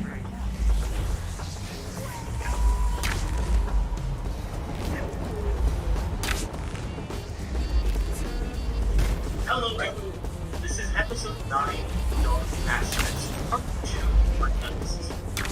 Awaiting fourth code verification entry. Final code verification complete. That, like I mentioned in the first video, hosts a literal catalyst in the center of the home. Welcome to Rogueport. Run down in final section of the city, but it really isn't out of place to think of using the mission as one. Start off and stick with let's discuss violence and drug implications early in the game.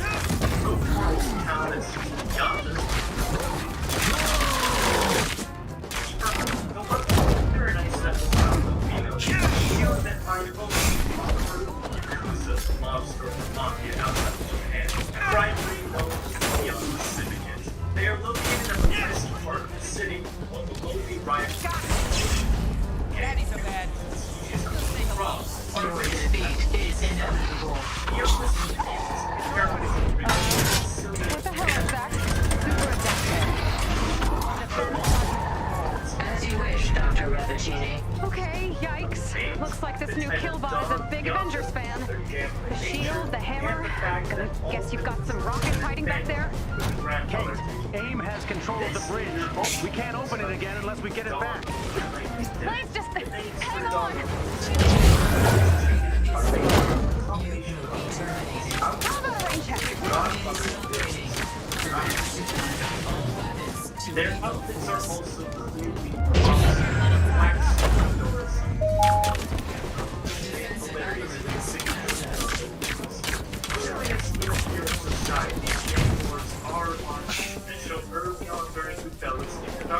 and the fact that there were stakes and skulls on whole territories of Rome.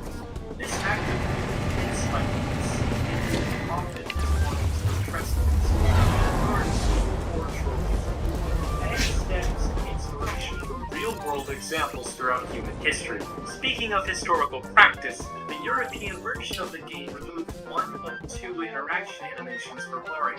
That game is raising an arm up in the air. This was obviously not the intention, but it bears enough resemblance to the Nazi salute taken out at localization team, and that is at least worth mentioning. To wrap up my implications, there is Nice work back there. It all makes a difference. AIM's efforts must be counted at every turn. Keep fighting the good fight. I also mentioned in the last video the side Bitch!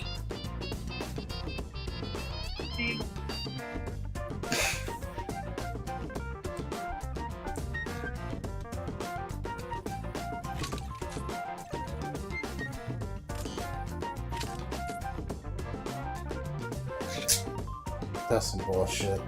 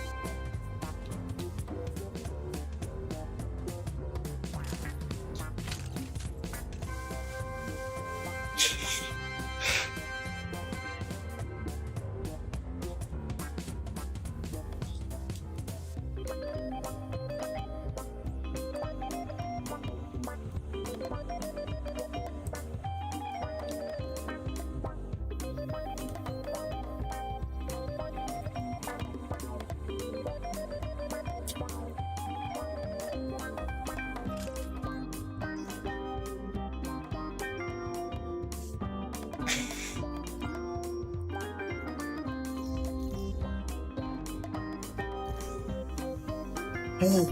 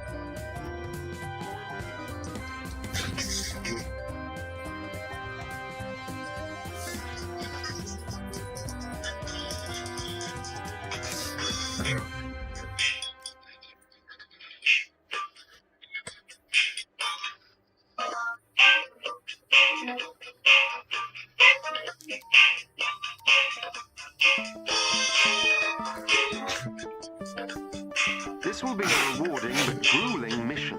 All our efforts against AIM have led us to this point. Our best chance for success will be to have Avengers ready to step in should a teammate become incapacitated.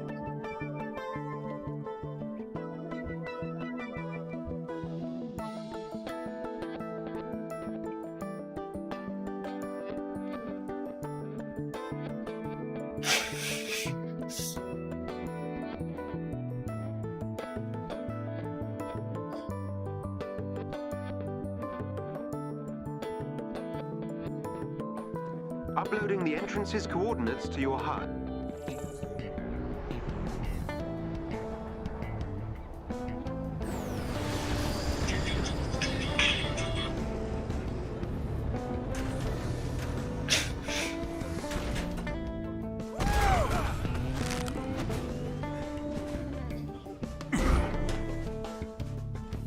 I've marked the Hive's entry terminal on your HUD.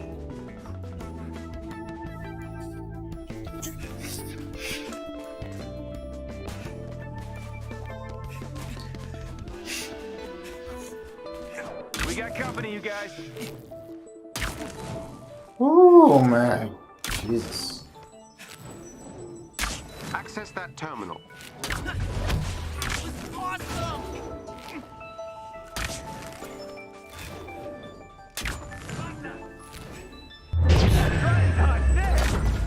Wait till you see this!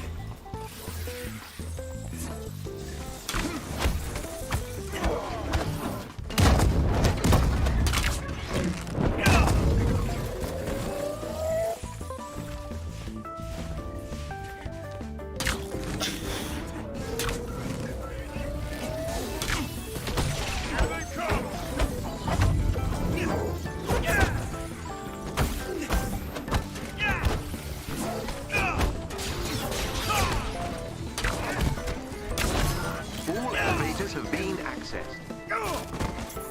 Nice.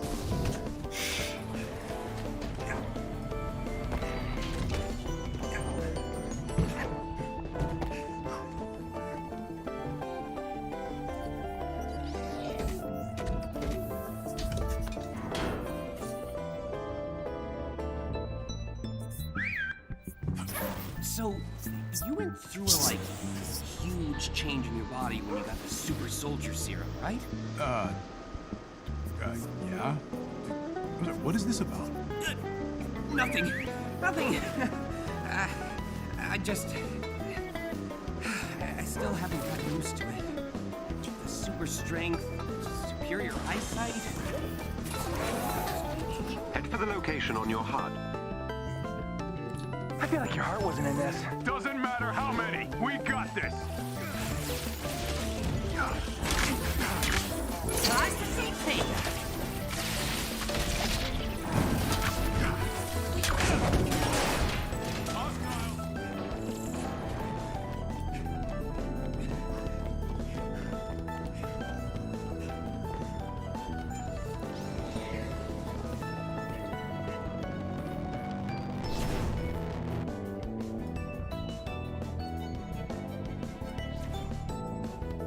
These enemies must be defeated.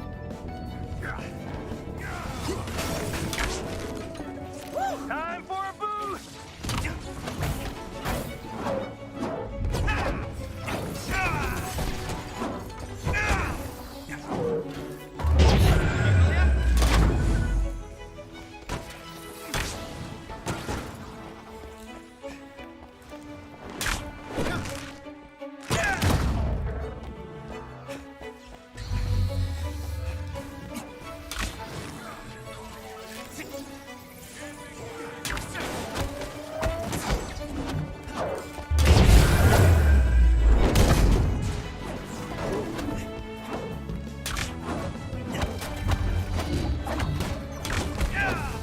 Here's a personal favor. Watch your fall.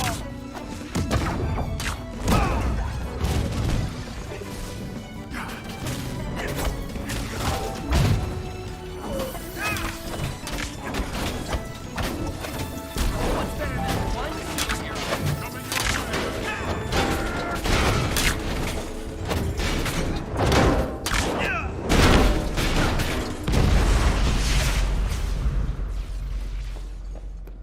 The enemies have been defeated.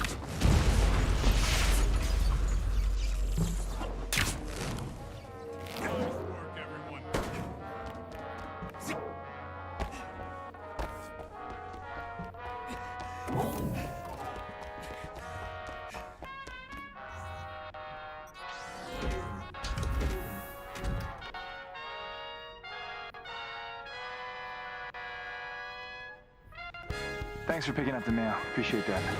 No problem. It wasn't too out of my way. About how far out of your way, do you think? Nice try.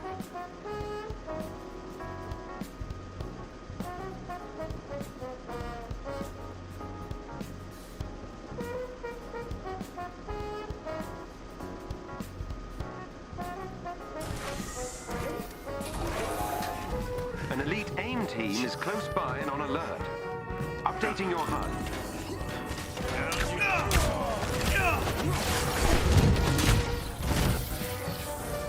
Crazy how much this game looks like it's finished. Every member of the elite team must be defeated. There's so much.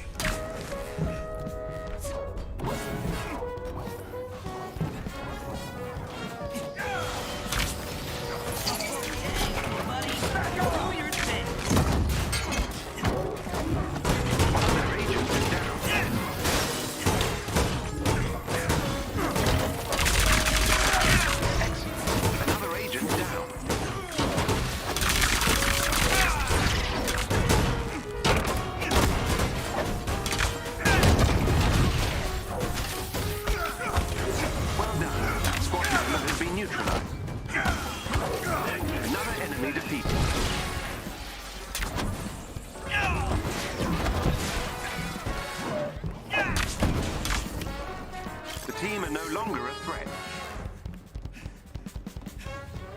That did it.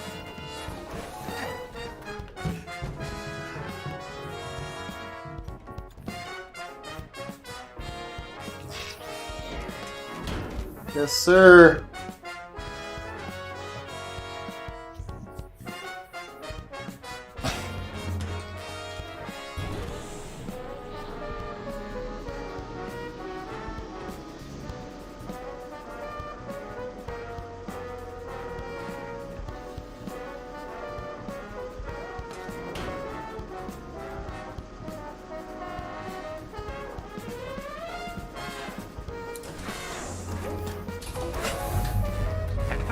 position on your HUD. Target's up ahead. These enemies must be defeated. I always feel bad for them.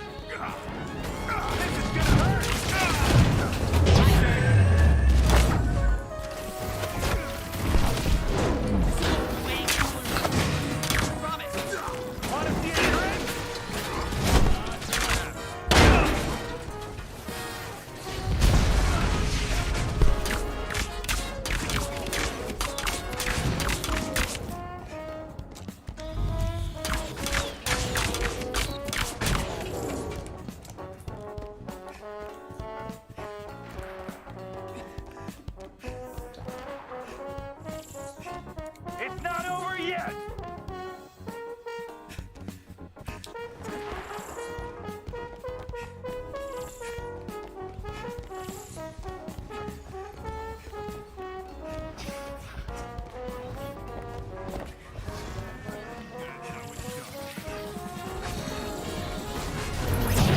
Here's a good one! Hey, I'm done being friendly.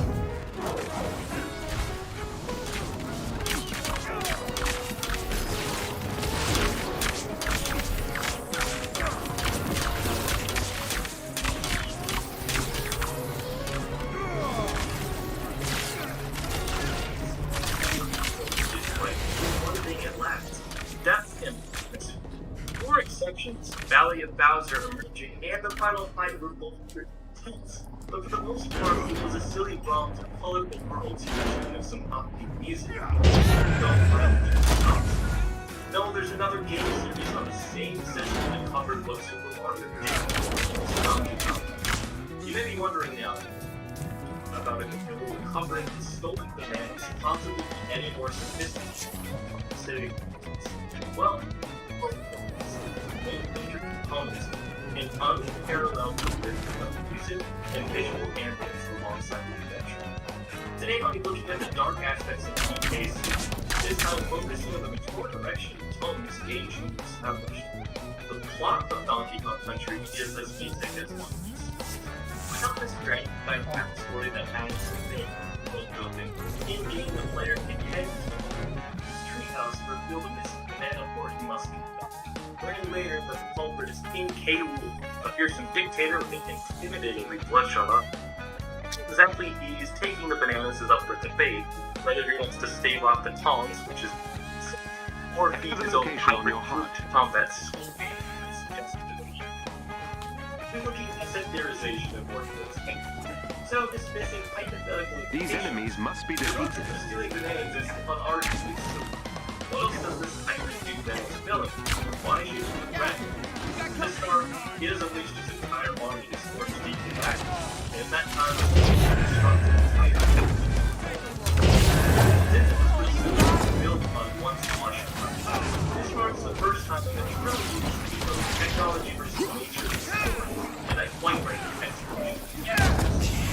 Perhaps the industry's ancient cultures and the music expresses them very well. The game would advance even better visuals in the map. Terrifying picture of what this water tree looks like here outside. Other than this one being there's the other area of the message. Yes, our main analysis of what this is primarily about. A terrible treacherous The enemies have been defeated. Progress. Plenty of natural predators like sharks and in this, again, music works to really make the player feel fear on a subconscious level. Second, well, legendary David Waters uses his signature sound to incorporate ambient noise into his performance, directly reflecting his interpretation of each level theme. Wanted endings is commonly referred to examples. Good to have you back. Perfect for underwater stage when everything is slow paced. You never know what's lurking beneath its depths, so there's a rich suspicion of most other tracks in the OST. Woods and mountains convey danger, even with the environment seemingly against you. Chapel locations can ominous undertones, and then caves AIM has a set of turbines powering one of their emergency generators. Disable them. Let's show them how the pros do it. You need to access the terminal to reach the turbine.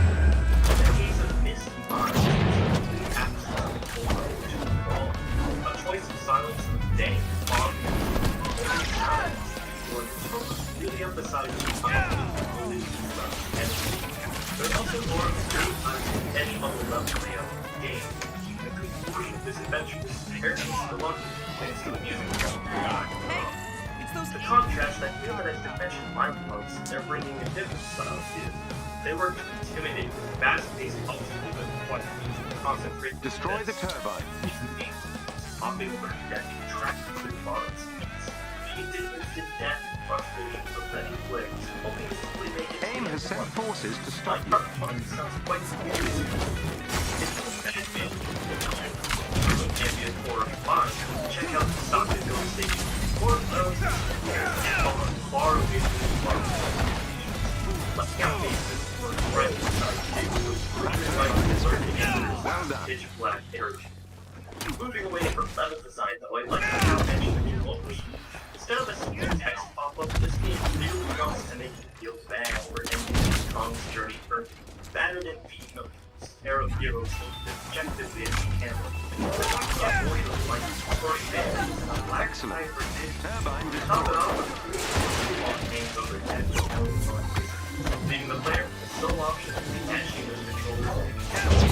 Obviously exaggerating the effect of bits of getting after the name does, they will be scared. If you manage to pull this on left, showdowns compete with what is arguably the most climactic rival monster. Of course, the need to allow the premise of big ones, but his wrath and therefore his darkness vectors all over again, and there are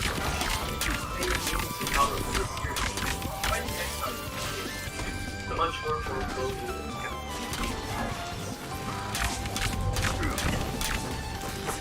Feeling a bit ragged.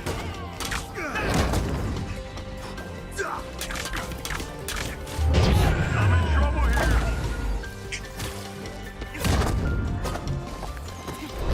the last video, I had the door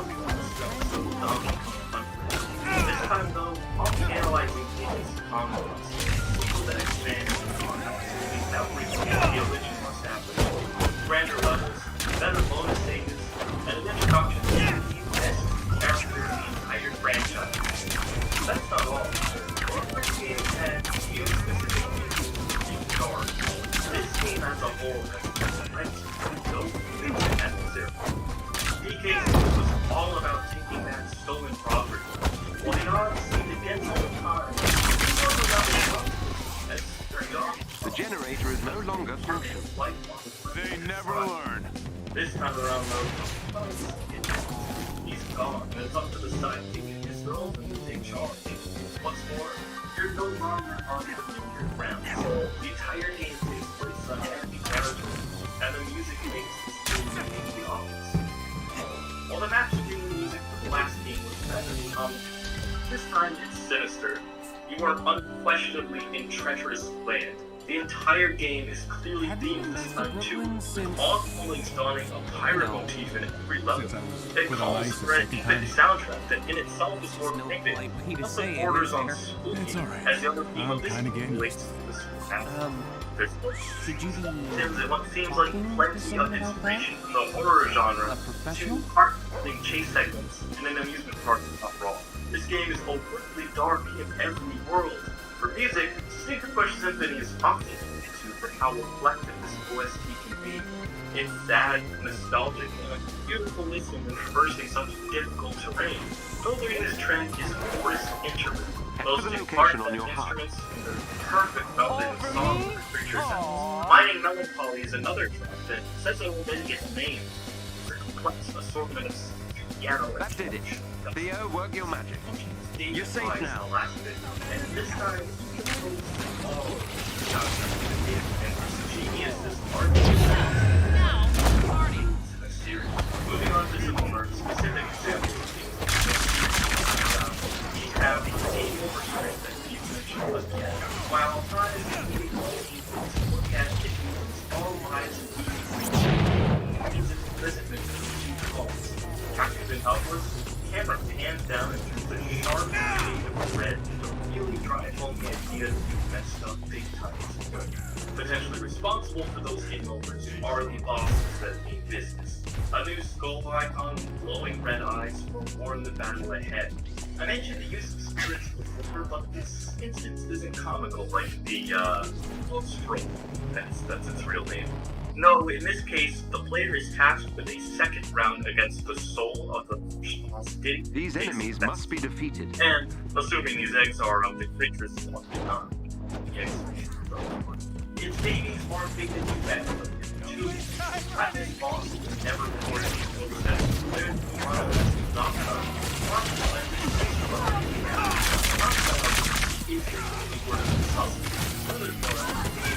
most likely responsible for lots of usual scares.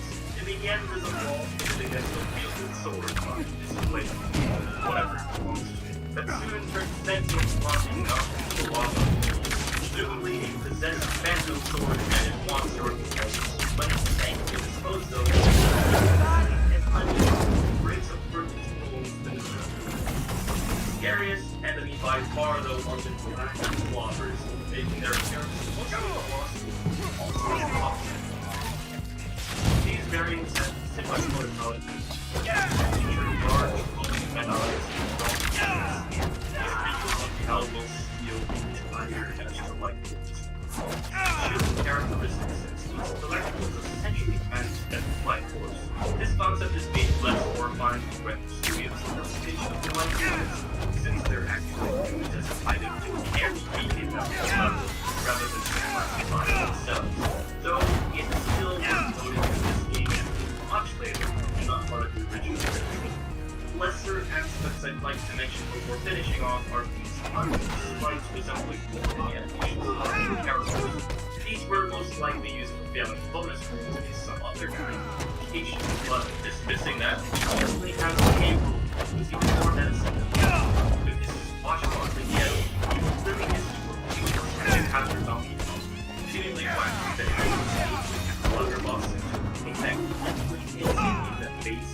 This captain falls so high and from crocodile pile, like the sharp. Chopping sound effects ensue. The enemies have been defeated. Of course, if you collect every action in the game, you'll know he does survive for a final stand. But even after a second defeat, the player isn't going to happen. The hope for all tremors is into the sea, but K-Wolf tackles into the sunset, escaping by rash to fight another day. In my opinion, it's great this game doesn't tie things up so nice because it's standalone. It's so inspiring towards the West. That also means that since K-Rool is live and well, there's one more video to cover on the dark aspects of this community.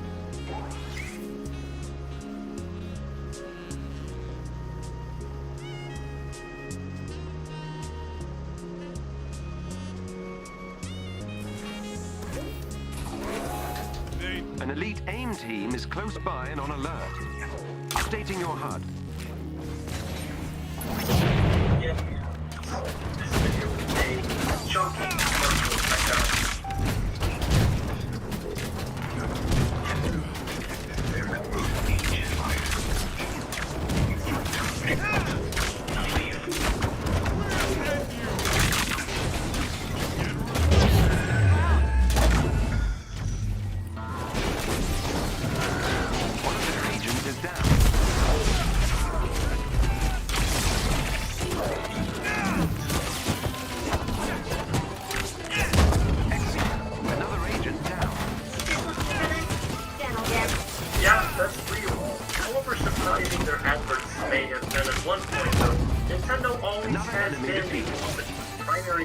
On video games that anyone can enjoy. This consideration has led to backlash from the belief that the company is too kid-friendly, an image that Donkey Kong Country 3 as a game certainly didn't help resolve at the time. The reasons this title seems to cater to a young audience? Well, the secondary protagonist in case 3 is literally named Kitty, that being excellent work. Cousin. You've dealt another blow to AIM. You're not finished yet. Feature childlike aesthetics, the wooden hand-cranked xylophone, and a baby crib with alphabet blocks. I will say that it's still very much retains that gritty factor, with the music box sound and the door closing shut though. The Game Boy Color and Advanced versions don't help this with their inferior hardware. But getting back on track, even the first level feels less serious than the previous games do, with an environment that reeks of summer camp. So, how could this game, especially coming from DKC2, possibly be as dark and surpass that of its predecessors? Well, to answer that, let's back up a bit. Before even starting, you can learn from the instruction manual the basic premise of this game. Both Donkey and Diddy are missing from their last adventures. So now, in an area that's neither home nor the basically sunken Crocodile Island, Dixie must locate the two lost heroes. On top of that, Katie's gone to a robot named Chaos, now supposedly leading the friendly army. You see the picture I'm trying to paint here? There's an unfamiliarity in the air, an atmosphere that makes the player just uncomfortable. This presents itself with the new overlords, which isn't silly or sinister like its predecessors. It's mysterious, just like its intro, much like the game itself. Many people criticize this third entry for not following a singular theme, as DKC did with its Jungle Trek and Diddy's Conquest, the haunted swashbuckling adventure. While it does seem that this third game is without direction at first, it most certainly does have Be careful out there. We're all counting on you. Obvious and part of the pinfault, though that only works to make it all the more eerie, as it displaces the audience. DKC3's theme is modeled after the Industrial Revolution, a shifting period starting around 1760, where factories began replacing small-time hand-made production processes. Don't believe me? There's plenty of evidence. An abundance of mills in the first world as textiles were the leading industry jobs at the time, and recurring technological progression throughout the game. These wheels aren't going to power themselves. On a side note, the German name for this level can be translated as An elite AIM team is close by and on alert. Updating your HUD. Getting back on track again, there's a level with a giant saw blade, which I now assume is making a number for the book. The world it comes from is called Thanos, a step up from the original Donkey Kong Country's subtle versus technology message I mentioned. Yeah, crap, in this game, you can see a direct consequence of Every member of the elite team must be affecting the defeated. ecosystem by inhibiting flower growth and causing disarray to the local Brothers Bear resident. The extent of the pollution is mentioned only by name, but we see firsthand what agree with the implications of its effects. It knows not exclusive. Oh, Chaos Core, for example, has a stage straight up having One of their agents is down. purple water that immerses the electromagnetic controls. A real effective person with like Agents down. here this toxic water is meant to some sort of disorientation when it changes. This isn't the only example either, as Low G Labyrinth sees the cars traversing yet another pipeline, this time of gaseous green fumes that's slowing down.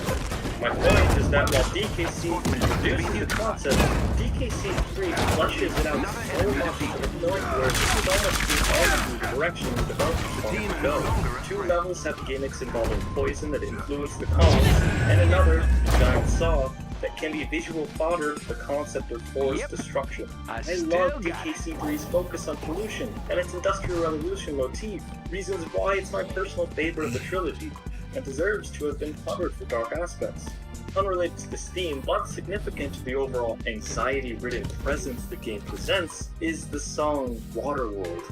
This is, in my opinion, the darkest music track to ever find itself in a Donkey Kong Country game. Credited as Eveline Fisher, but now known as Eveline Milkovic, is to thank for this, the replacing lead composer and sound director for this third game.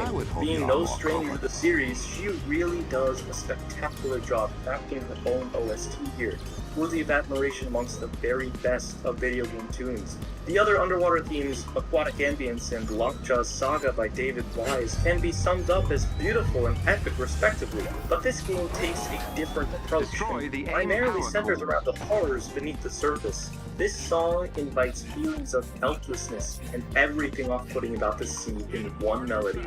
Two of the three stages it's featured in are fairly diseasing to boot, as the first requires a stocking of fish that must be fed to finish, a white beard costing a con, and the second a ride through darkened reefs with an illumination mechanic.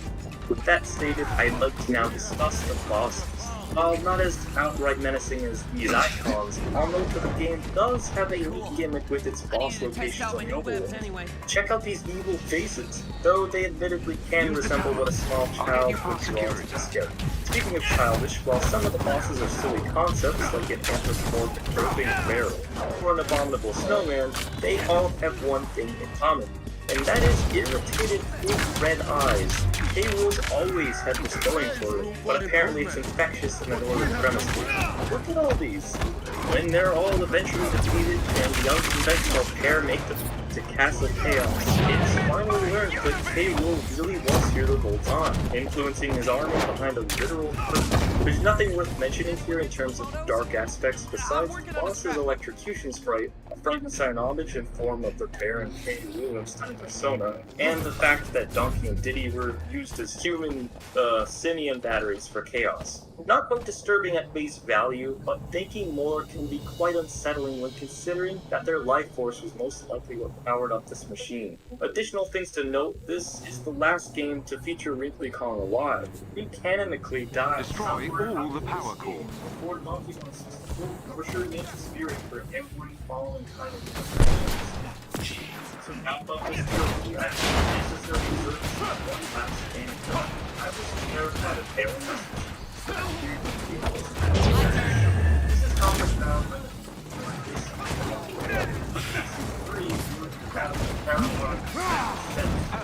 That power core is finished. Along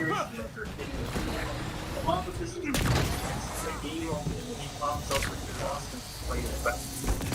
Unsettling but really fire. And with all that, they do very well. I like for the cast my life back analyzing in the next video, you can never know steps.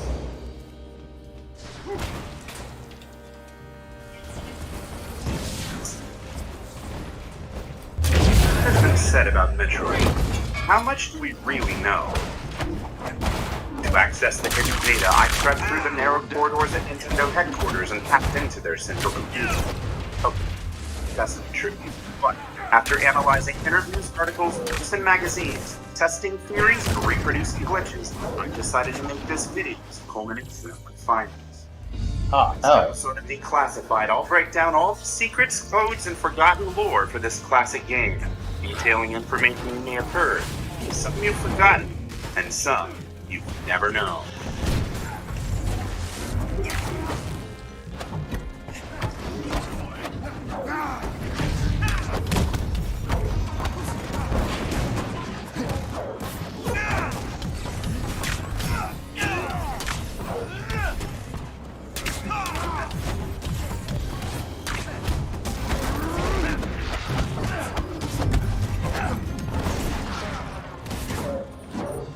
Everyone knows Metroid was ultimately created by Gunpei Yokoi's Research and Development 1 team. But that's not the entire story. Well, it actually began with just Hiroji Kuretake and Hirofumi Matsuoka.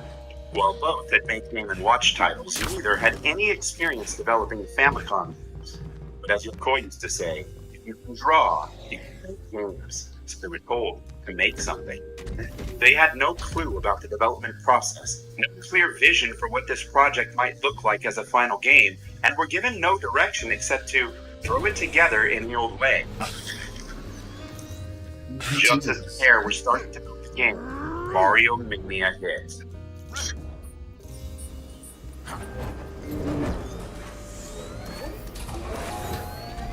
So rather than making more of these, decided to subvert player expectations and make their game fundamentally fun Mario. They paid close attention to Mario's movement, replacing his sliding stop with an immediate halt. They programmed their protagonist to explore right and left, and whereas Super Mario Bros. Was built as an obstacle course about avoiding enemies, for this project the duo asked, why do we have to avoid them? This simple thought gave rise to one of their earliest and most memorable ideas, Screw Attack. Killing creatures with a spin jump was something Mario certainly couldn't do.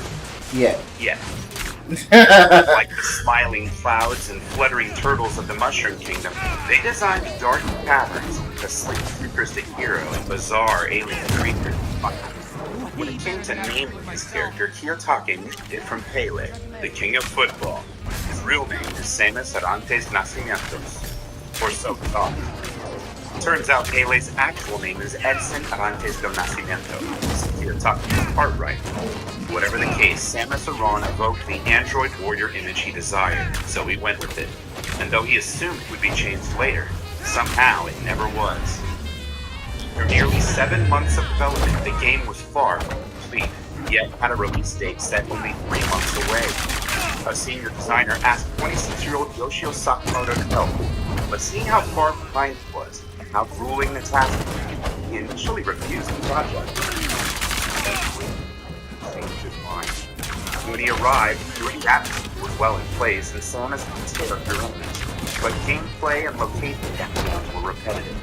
In his words, it was a bare-bones game, apparently only about running and shooting. Kiyotake's initial designs could be redone. As Sakamoto said, the enemies that had been made were no good. The BGM that had been put in was also no good. And among other things, even the last boss, Mother Brain, that had been put in was no good. With so much work to be done, Sakamoto's talents alone wouldn't be enough. Sequence of R&D one, as well as the team of intelligence students came with him, as they were desperately needed. Since Kiyotake specialized in character design, he had built much of the early game's memory with fine-tuning animations to sounds. However, to free up memory for sound effects, environments, and gameplay variety, many of these sprites were scrapped. To this end, the final version used mirror sprites, so that whether facing right or left, the same animations were used. What's strange is that even though this was done to free the memory, the sprites were never actually cut. Some examples can be seen in the Japanese commercial. If this looks new to you, think again. It's been hiding in plain sight. Even with a bit of memory now available, the task of creating thematic and fun gameplay experiences that also use minimal memory would not be easy. The idea of transforming into a ball to navigate tubes and secret tunnels, for example, quickly complemented Kiyotake's. It was undeniably fun. It much less memory than a series of crawling animations. What was implemented as a programming shortcut became one of the coolest moves in the game. Another genius example is the Ice Beam. It took very little memory to make a sprite turn blue and toggle its collision check properties from damage-inflicting enemy to solid object.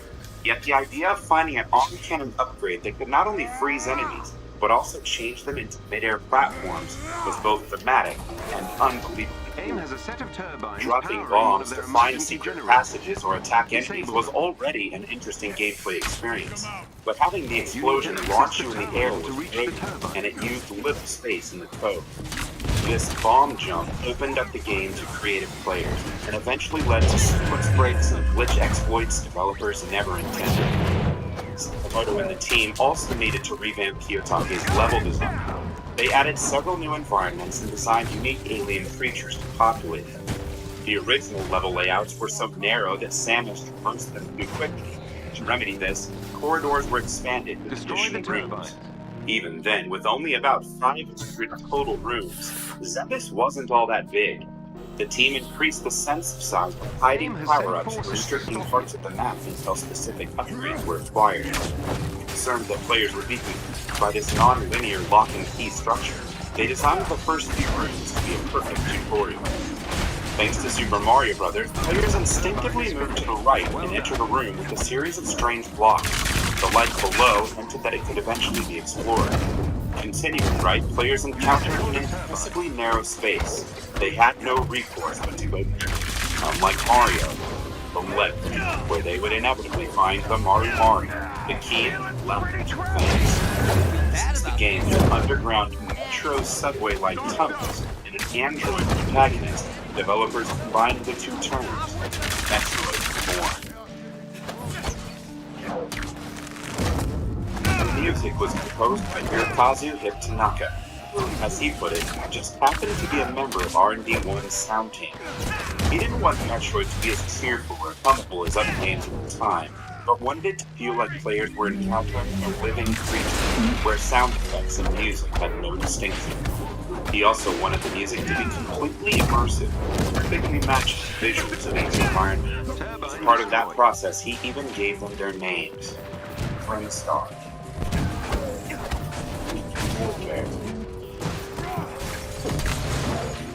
And Turtle.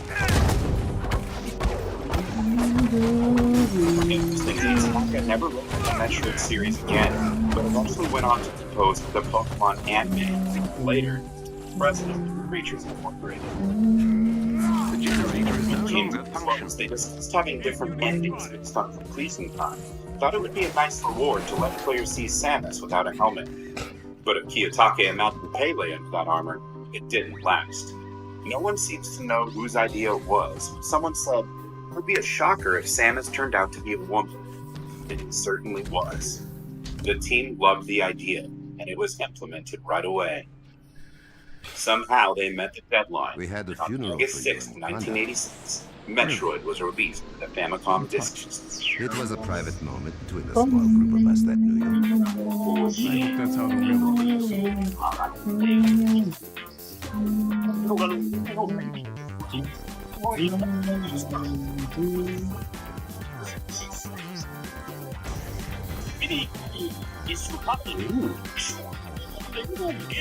As a disc-based game, progress could be saved. Even had a file select screen clearly borrowed from Zelda. Almost exactly 1 year later, Metroid came to the Nintendo Entertainment System. But is Metroid. The power is Nintendo. Against the evil, unafraid. It's survival or destruction. Battle or die. Metroid only from Nintendo. Thanks to the advent of the Memory Management Controller's Chip 1, complex games like Metroid could now run from a cartridge. And even though the battery save technology was available, they implemented the password feature to reduce costs, making Metroid Nintendo's first password patch. Did you know the Metroid board has the space needed for a battery? Only 5 games used this board variation, and 3 of them used it for a battery. The Metroid and Kid Icarus did not.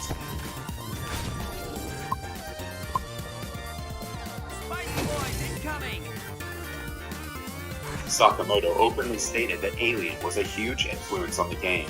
There are quite a few parallels. The strong female protagonist, the sense of isolation in a foreboding alien atmosphere, and the self-destruct countdown at the end. Both have an artificial intelligence named Mother, terrifying creatures that latch onto the face. Samus, much like Ash, was conceived of as an android. Of course, Ridley was named after Ridley Scott, and his design bears a resemblance to the Xenoblade film. In fact, many design choices in Metroid harken back to the old biomechanical work of Alien's designer, Hans Geek. Manuals in the NES era were indispensable for helping players visualize characters, laying out the story, and fleshing out the overall game. But for those who only played the game, the world of Metroid comes across as bleak and lonely. The manual, however, depicts something much more alive: galactic exploration of planets, interstellar commerce, and a continual conflict between space pirates and bounty hunters earning rewards for their capture. Did you know Metroid was originally titled Space Hunter? Evidence can still be found in the booklet, but there wasn't enough time to paint it in Bounty Hunter before printing.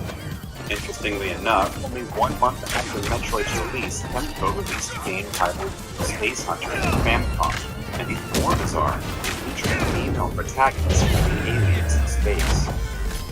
Everyone knows the game takes place on a Samus, except for Nintendo's secret guide, which incorrectly says the game plays out on SR-388, and the in-game intro, which calls it Zelda. To be fair, the TH isn't a mistranslation or even a typo.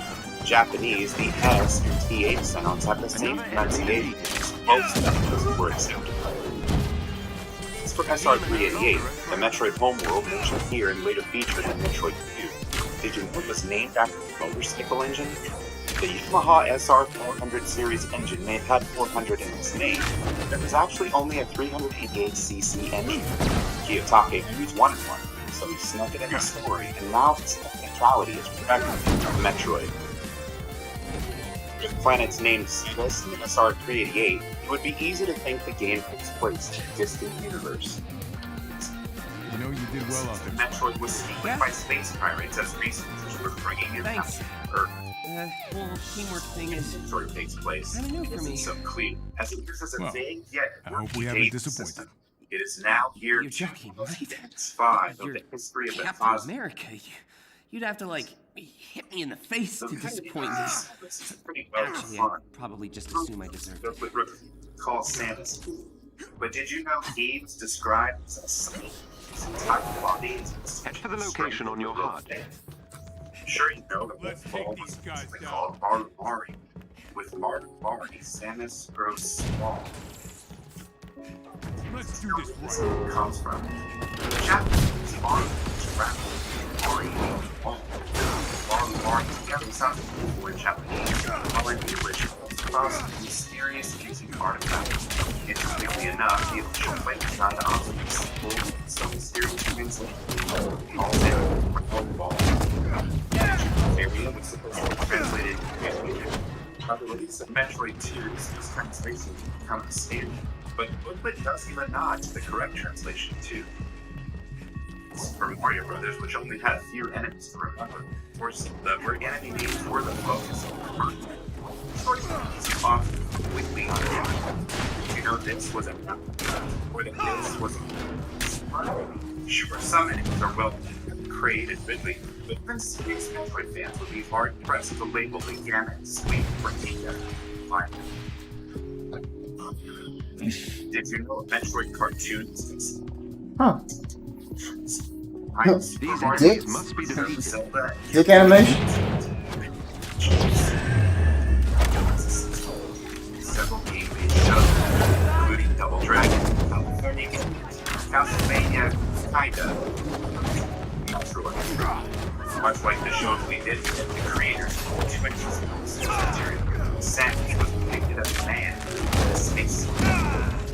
Speaking of Captain N, everyone remembers his interpretation of Mother Brain. Did you know she was speaks Sarah of the 60s Army through 4 times? And about his other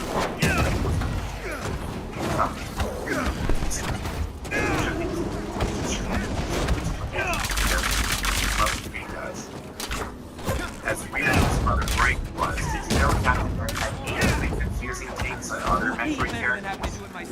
So you get trouble and see and hear. Great.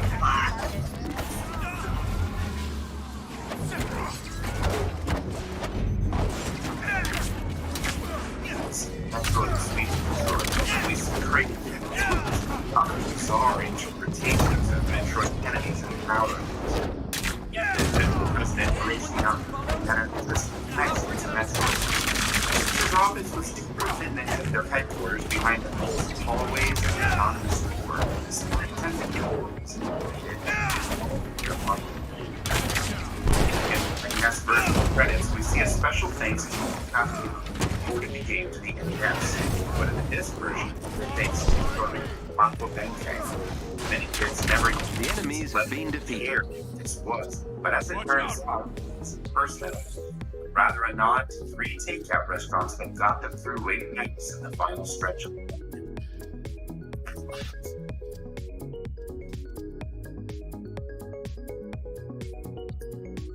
Nintendo releases of the time, pausing the game and then pressing up forward 2 and excellent work. You've dealt another blow to AIM. You're not finished yet. Also brought up the password screen. Passwords are interpreted by the game as official models of program. If the entered password is filled, a game state is generated. Chance. Seem random, but full of interesting secrets.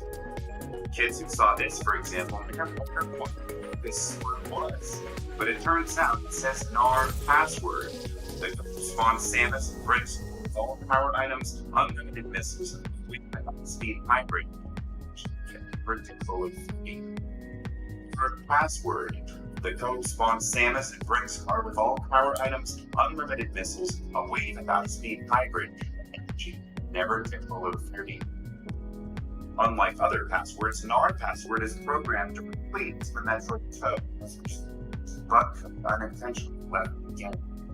The meaning of NAR is undetermined, but there are two credible theories. It may be an acronym for North American Police, as the password system wasn't part of the Japanese version and was specifically implemented for North America. It may have been added by or human from the sport.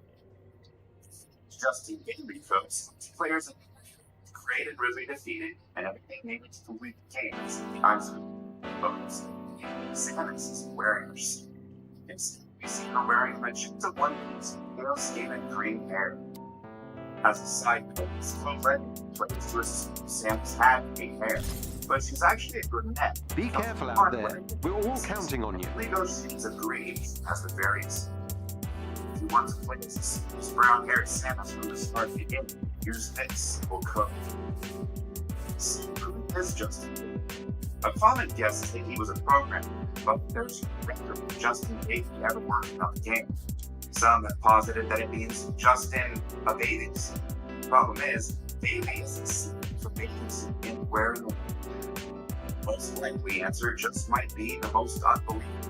It's just a random configuration that happens to work.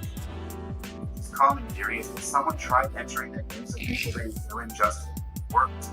Word spread, and once it's published, it spread fast. Let's have some fun, yeah? So another password is technically unintentional. It's family from the The password either loses or triggers errors. But this code is something different. User variants actually to a glitched out unscrolling brings their start screen, but in all my tests, the screen went black. In most cases, the code moves back to the title screen, but the eShop crashes the system entirely, requiring a hard reset. And even though the password is functionally useless, this tiny value generates some interesting in-state details. Aside from this very speed, 300 tanks, and 82 missiles, it's this internal game clock up above 1 hour needed. To an astounding 3 These enemies must be defeated. 1,560 hours, 180 years of playtime. Perhaps the most interesting of all, she registers as a game defeated.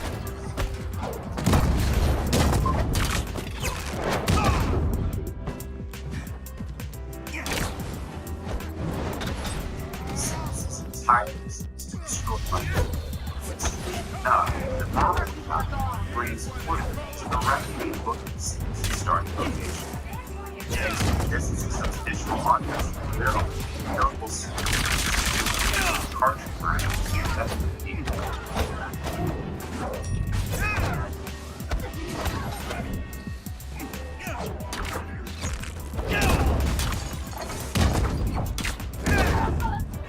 Way better than having to do it myself.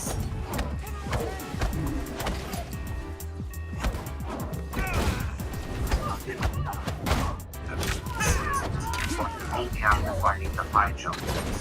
Thus, the purpose of this is to work beyond the use of a normal jump, you add a false forward. Possible, but it's easy. Several ways to do this. The simplest possible is to play the secret blocks related to fly up into the entry.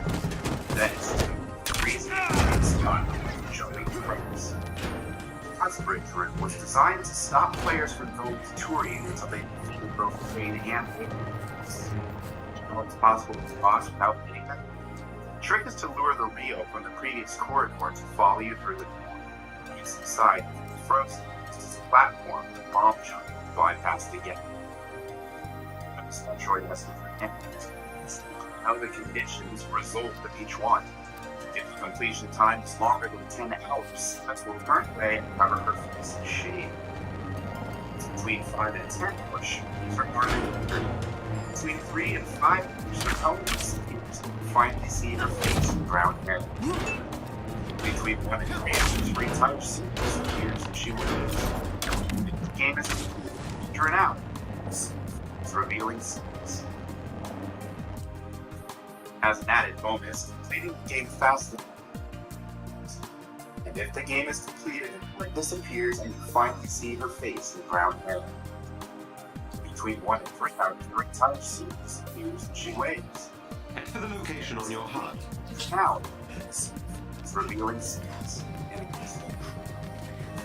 Has an added bonus, game fast enough to see either sequence and not players to start a new game without it. But then, those key items, essentially under $50. Well, that feature wasn't included in the disc system. It had to be a big bonus of its own. After completing the game, between 1 and 5 bags of bounty would appear next to Samus in the file select screen, corresponding to completion time, which enemy was received. These enemies must be defeated. This one's mine. Some of the glitches in Metroid are completely useless. That's your last mistake.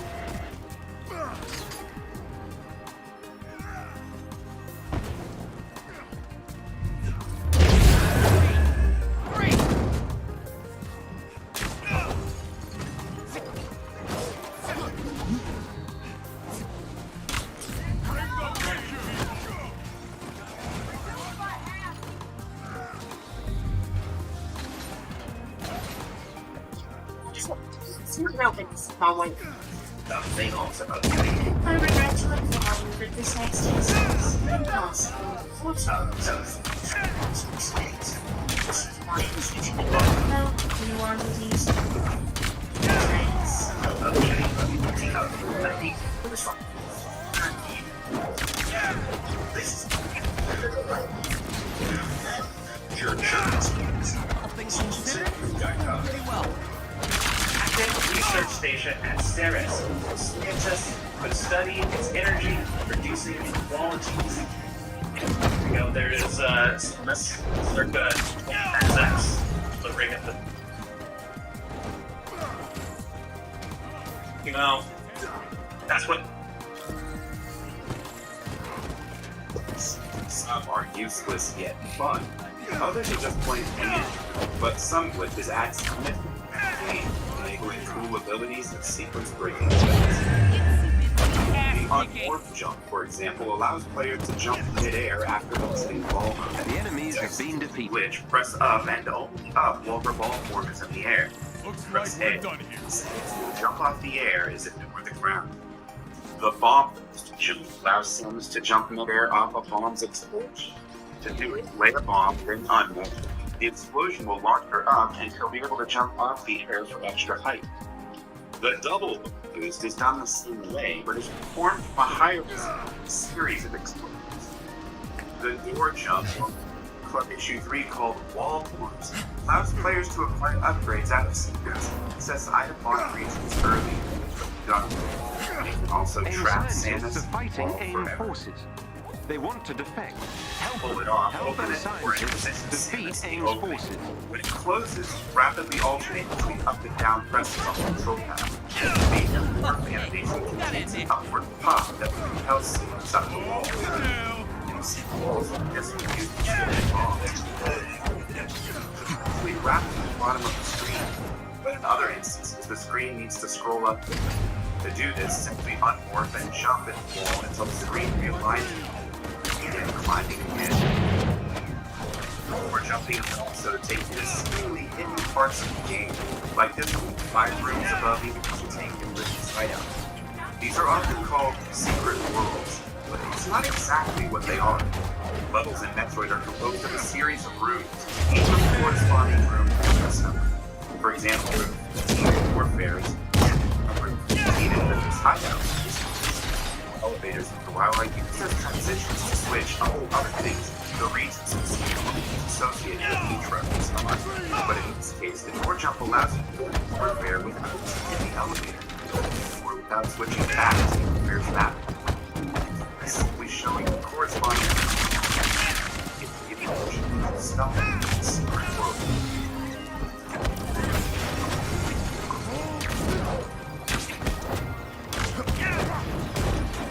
Do you know any of your bits? So please comment below and I'll add them to a future video. If you like what I'm doing, the highest compliment you can get is recommending it to all friends and family like finances. Special thanks to all the retro club people who make this possible.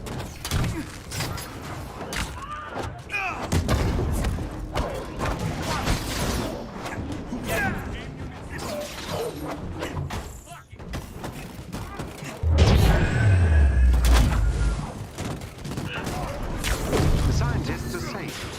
Sending them pickup coordinates so they can evacuate.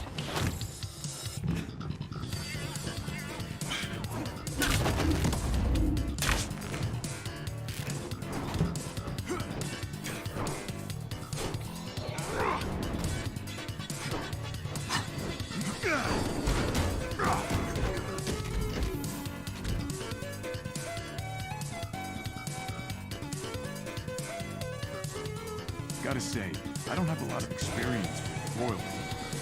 Let me know if I'm doing it wrong. For someone not born in Wakanda, you do quite well. I met the King of England once, during the war. I would hope you are more competent.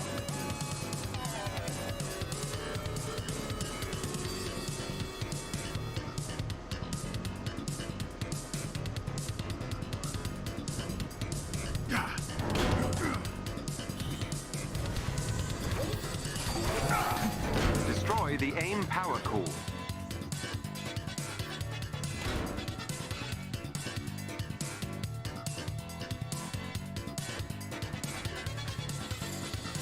Game time!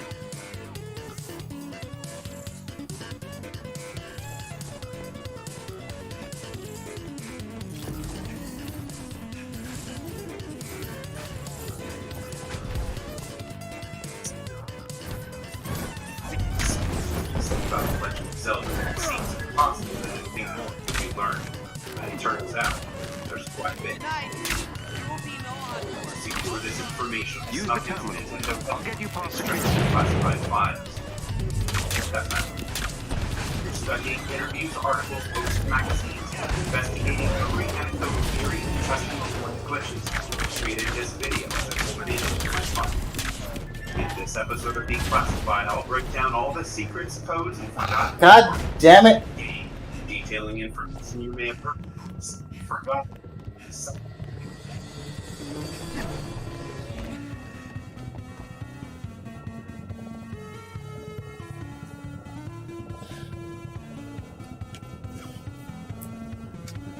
Ah, man, I love this fucking shit.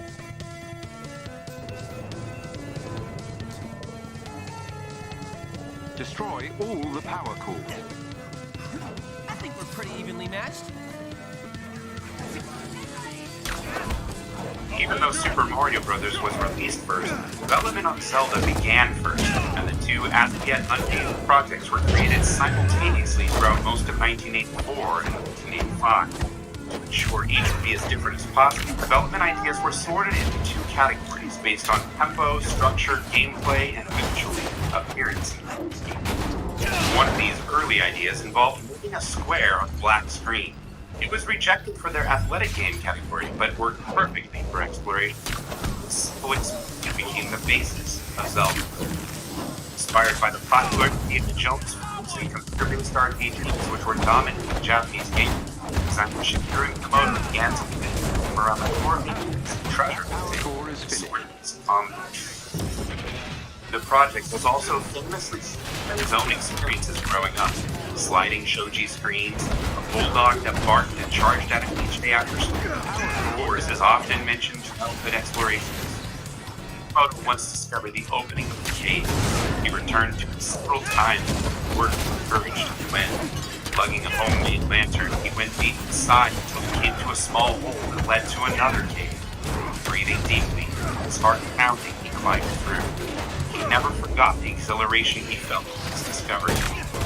So, for this new project, he wanted to create the idea that an average boy could grow to become a hero through a series of amazing events. Meanwhile, Nintendo was rethinking their entire strategy for gaming at home. Using a cheaper alternative to semiconductor and chip-based cartridges, they began work on a system add-on that played discs.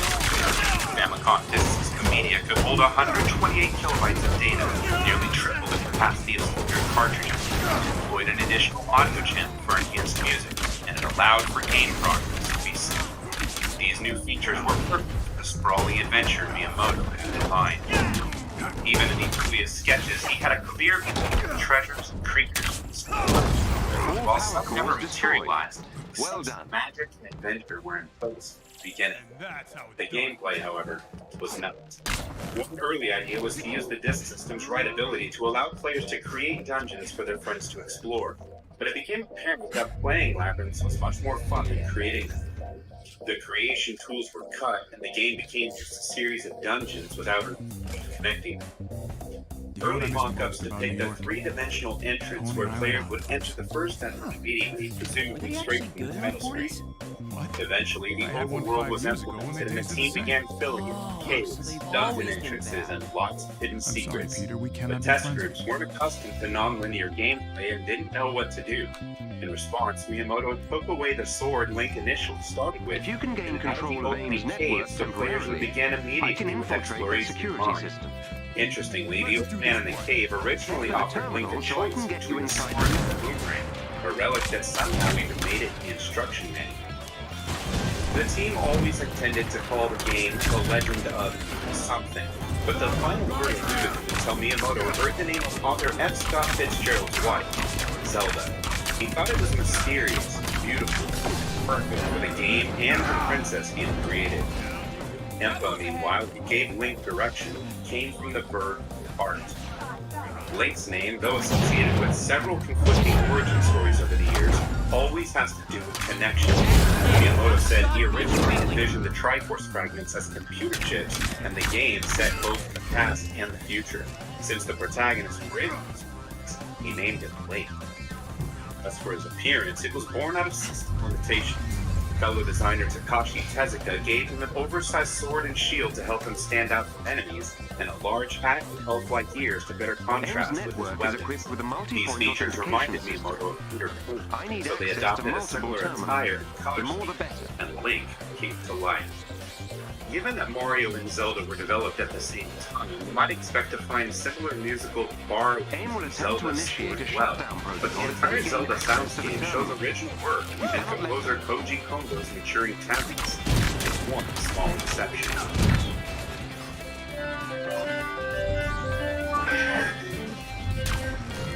Beginning infiltration.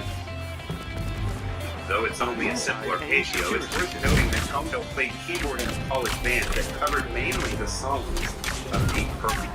Still, his talent cannot be ignored. For the opening call, they had originally used Kondo played keyboard in a college band that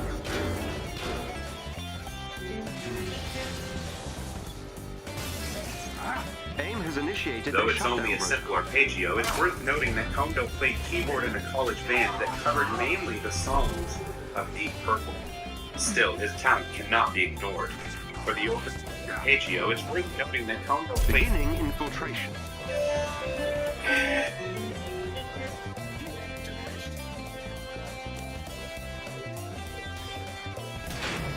AIM is trying to remove me from their systems.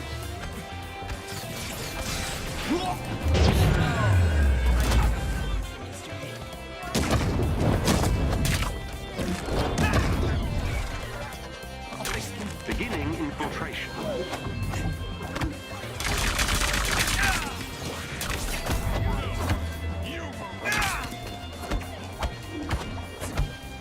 I'm inside AIM's security system.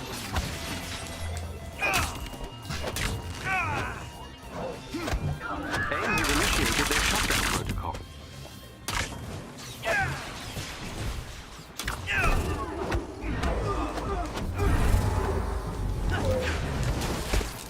Here's what... That helps, thank you. How many more hits I can take?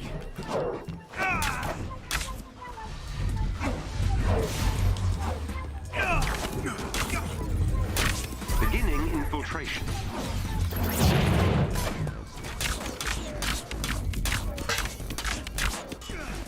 I've breached AIM's security network.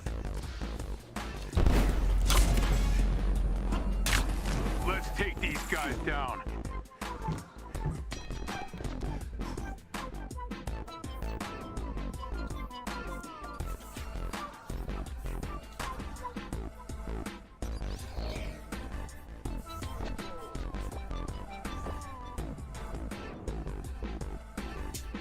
Though it's only a simple arpeggio, it's worth noting that Kondo played keyboard in a college band that covered mainly the songs of Deep Purple. Still, his talent cannot be weak. For the opening crawl, they had originally used an 8-bit rendition of Maurice Ravel's Bolero.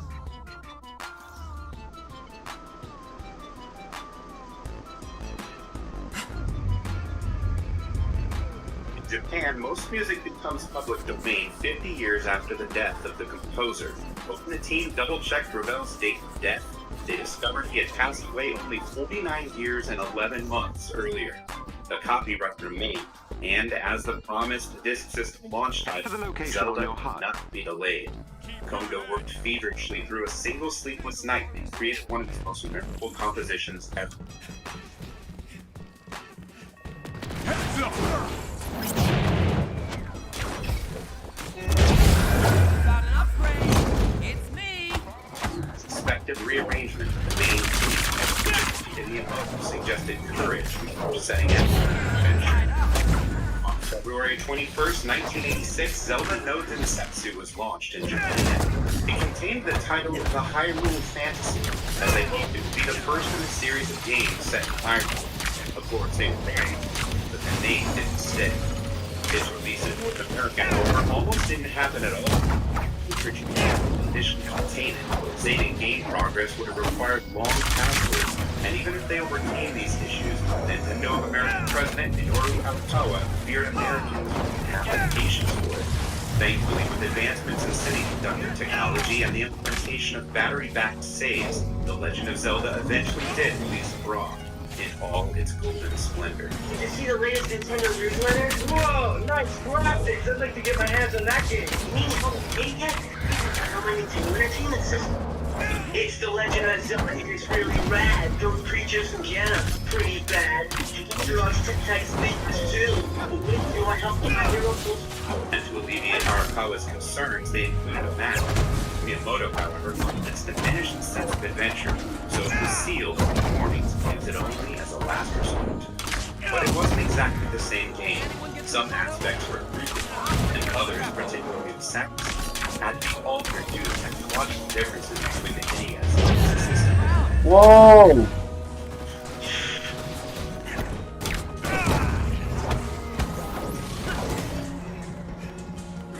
Whoa!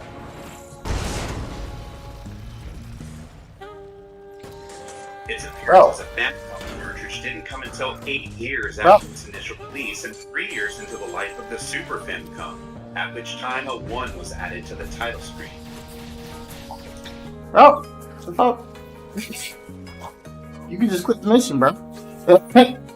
While it's the first game in the series, The Legend of Zelda takes place late in Hyrule's vast history. During the defeat of Nintendo's fractured timeline, Hyrule was small and vulnerable, and Ganon had already taken its beastly pig-like form. The manual played an important role emphasizing the epic nature of the game, with maps, a well-written story, and unforgettable artwork. But there was also a promotional video released for the disc system that animated the story's artwork and showed an early build. You may have noticed that the image behind the story is a more realistic recreation of the game. But did you know the original terrain was also in The Adventure of Link? You compare it to the northeastern area of A Link to the Past, the layout of Death Mountain, the water source, and the graveyard show it's in there too. Speaking of maps, the dungeons are laid out with interesting shapes and names that fit them. Some, however, like Snake and Lizard, are more of a stretch, but one in particular really stands out. The third level is not connected to World War II Germany, but it's a much older symbol called Manji, which, far from a symbol of evil, actually means good fortune. It's often used to mark temples on maps, and believe it or not, it's popular among the selfies of Japanese schoolgirls. But the 9 dungeons of Zelda hold another secret. Their seemingly random shapes fit perfectly together like puzzle pieces carved from a single grid to maximize memory usage. Throughout these underworld labyrinths, there are often trenches full of water, and in later levels, lava. Only, it is lava. According to the official player's guide, these are rivers of blood. And back to the manual. Some bits of lore have been lost or tainted by poor localization. Hyrule's currency, for example, is translated enemies have was been always defeated. intended to be called a breeze. Miyamoto stated he thought it sounded cute and noted it had nothing to do with the Breeze of India. The sprite, meanwhile, was repurposed from Cuckoo Land's Ingots. Also, according to the manual, Link does not yet exist, but you create it when you register the character. Not only is this not a translation error, it gets more disturbing. In the disc version, eliminating Link is called. In the section about Ganon, the manual says, Link's going to have a difficult time trying to destroy Ganon. He's real mean. It makes him sound like a great bully more than the opposing Prince of Darkness. This word mean is also used of Manhandla and Octoroks. Moblins are a little bit meaner than Octoroks, and Aquamentus emits mean beings. As to the location on It your all mark. sounds off. It's because the word would better be translated as powerful, tough, or strong. Certainly not mean. Did you ever wonder why showing the old man's letter to the young woman allows me to suddenly buy potions? Though it wasn't in the game, developers created the backstory that the elderly pair were childhood friends, and they even wrote up the unseen content of the letter. This heroic act is an acquaintance of Empire. Please, aid. The letter was an assurance that Link could be trusted. Another question players often have is why the value of a specific key changes to an A when you find the magic key. These enemies Many must be assume it defeated. means all. Close, but it actually stands for Almighty. Everyone remembers the infamous commercial where a deranged Kramer screeches enemy names in the shadows. Maybe it was an effort to communicate the non-linear craziness of the game, or maybe it was just a super mushroom style. But did you know the actor John Kassir was the voice behind some of the most iconic characters of our time?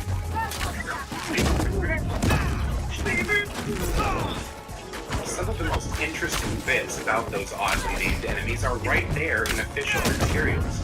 They've been forgotten. Did you know a pea-hat is the ghost of a flower?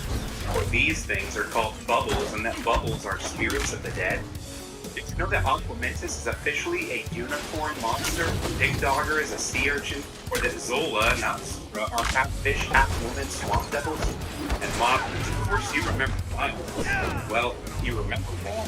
They're called ball cats. It's not a typo, it's in the disc version book too, but was changed in later games to mine. Miyamoto said his favorite enemy was the Dark Nut due to its complex behavior for the time. But strangely enough, they aren't called Dark Nuts in Japan, but Heart Nuts. Did you know Zelda has a cameo from Super Mario Bros? Talking about man, Testament, as it was known in Japan. In every language it's described as a flower, but the Japanese manual refers to it as a papoon flower, and Japanese children would have recognized this immediately, as it's the exact name of another Nintendo plant. Most people know that Oracle of Seasons started out as a Game Boy Color remake of the original Zelda, but did you know there was a 16-bit remake as well? Across August 1995, a revised version was broadcast on the Super Famicom television modem panel. The graphics were updated, overworld streamlined, and the levels were completely redesigned.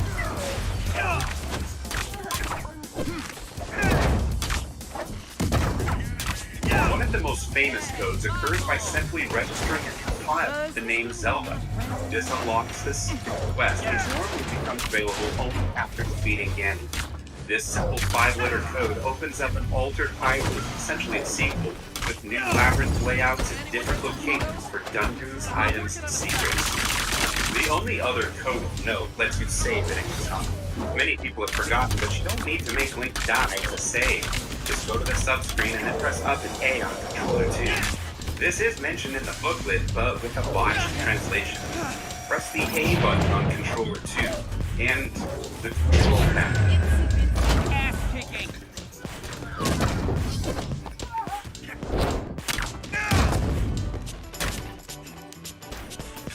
There's lots of things to this adventure. Some are helpful, some are unforgettable, and many are dramatically confusing. But one has perplexed gamers for decades. 10th enemy has bombs.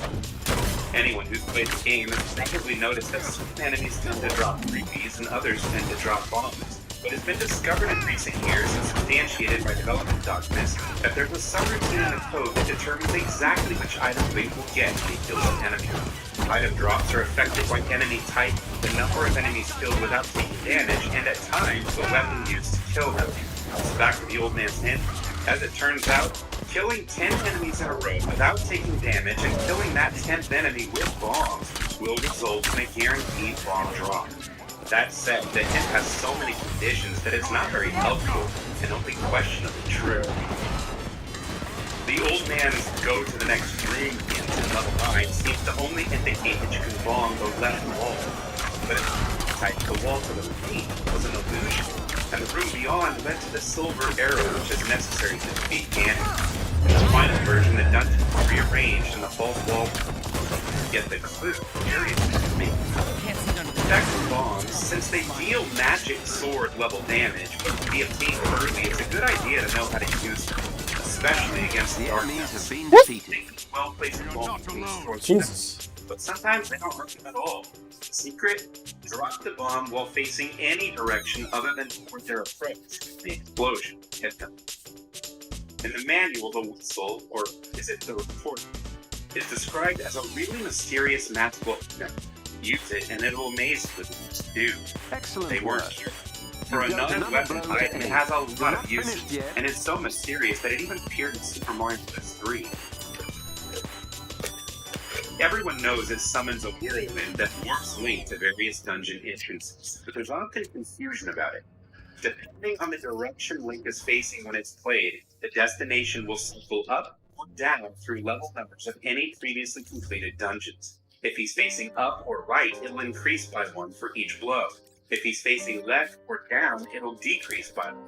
And if it's blown multiple times before the wind hits him, it'll cycle that many dungeons in the sequence.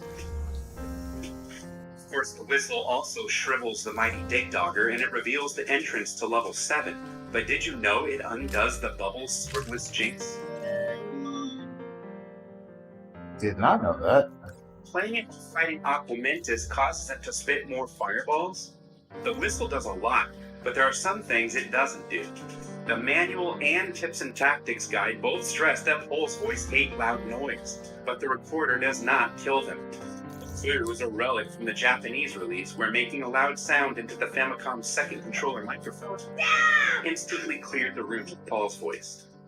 The manual also says, once he's collected the last Triforce fragment, we warp to the entrance to the 9th labyrinth. So this doesn't do this either. It's an unfortunately false mistranslation of, you can warp to the entrance of labyrinths whose Triforces you've finished taking.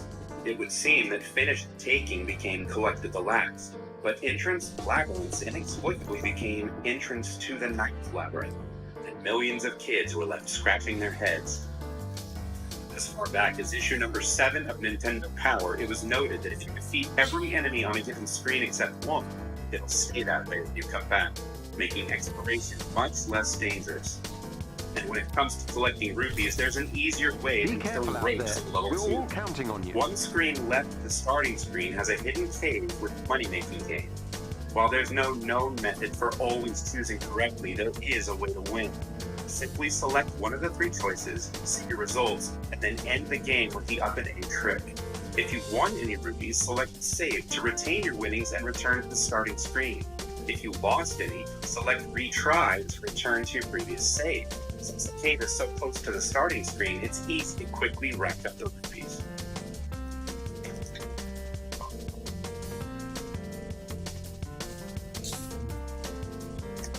Almost all video games have glitches. While they're not always useful, some are worth learning about. As early as the fall of 1987, the pirouette glitch was widely known. When you enter level 1, the northern door is locked, but by simply leaving, doing a pirouette, and coming right back in, the locked door disappears, essentially giving you a free key. In the disk system version 1.0, the whistle held one more secret function, though this time unintentional. By blowing it in this row, the whirlwind would carry Link across the heart container. It would register as collected, adding an additional heart to Link's life, but it would not actually disappear. This could be repeated depending on the number of completed dungeons, but Link would still possess 16 hearts. The screen scroll glitch allows players to teleport to the other side of the screen, often bypassing rivers or rock barriers, and can be used to skip the Lost Woods and Lost Hills altogether. To perform it, you must position Link exactly 5 pixels from the edge of the screen and tap the control pad perpendicular to the direction he's facing for exactly 1 frame. If done right, he'll flip 180 degrees. Then, when you walk off screen, he'll reappear on the opposite side. The block clip enables players to pass through solid blocks and is most beneficial in staircases where all enemies must typically be defeated. To execute the maneuver, align Link's head near the bottom of the inner square of a block, then slash with your sword and immediately tap perpendicular. Again, Link will flip 180, then you'll be able to walk through the block. The sword slash isn't necessary and doesn't work for all clip glitches, but it makes this one easier since Link doesn't move while he's slashing. The latter clip follows the same basic idea, but this time allows Link to cross an additional block of water. Pixel-perfect alignment is essential, and the particular tap is tricky because the sword slash won't help you, but executing this clip can lead to some serious shortcuts. Finally, the recorder wrong warp glitch opens up 8 additional warp whistle locations. In the code, the recorder only affects Link's X position. Meanwhile, the raft only affects his Y position. But by performing a block flip into the water beside the dock and then riding the whirlwind across it, the raft will launch and both position movements will be triggered, warping Link 1 screen up and 1 screen to the left of the intended position. Me poor, not Great Depression poor. Well, still, gives you perspective.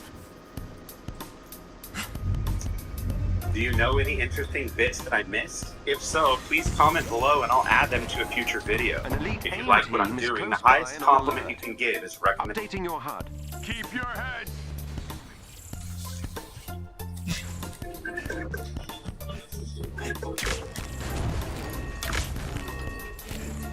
Every member of the elite team must be defeated. In the summer of 1991, the anticipation was mounting.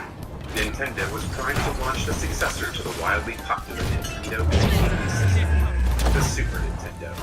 Probably Super Mario.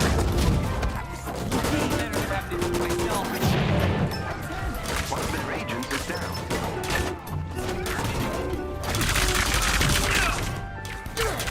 Excellent. Another agent's down. Charming characters, unforgettable level design, perfect platforming controls, and a soundtrack that exudes pure joy. Super Mario is a platforming masterpiece. But in the summer of 1991, nothing is easy. Developers at Nintendo have been tasked with creating a game that would not only propel the Mario franchise forward, but also show the world the power of the Super Nintendo. Everything was right on that. In this review and retrospective, I'll explore the history of Super Mario World's development and examine every delightful aspect of the game, reminding you of moments you forgot and unearthing secrets you never know. The team are no longer a threat. In 1985, Nintendo released Super Mario Bros. On the family Nintendo Entertainment System. Designed by then 33-year-old Shigeru Miyamoto and 25-year-old Takashi Tezuka, Super Mario Bros. Ushered in Takashi Tezuka. secrets and bite-sized levels. Genius. Over 50 million copies in circulation, it almost single-handedly revitalized the boring video game market and made Mario a super name. After the success of the original title, kids were clamoring for a sequel. In Japan, Nintendo released Super Mario Bros. 2. It was briefly difficult and looked much like the first game. Nintendo America decided not to localize it and requested instead that Famicom title Yume Kojo Doki Doki Panic be retooled with the characters, items, sounds, and abilities from Super Mario Bros. October 1988, the American version of Super Mario Bros. 2 was released. Its unique origins and felt very different from the first game, but kids didn't care. I need access to multiple terminals. Secrets, the more gameplay, new enemies, and with the choice of 4 unique playable characters, kids' appetite for Mario was temporarily satisfied. AIM will attempt to initiate a shutdown protocol if they Mario 3.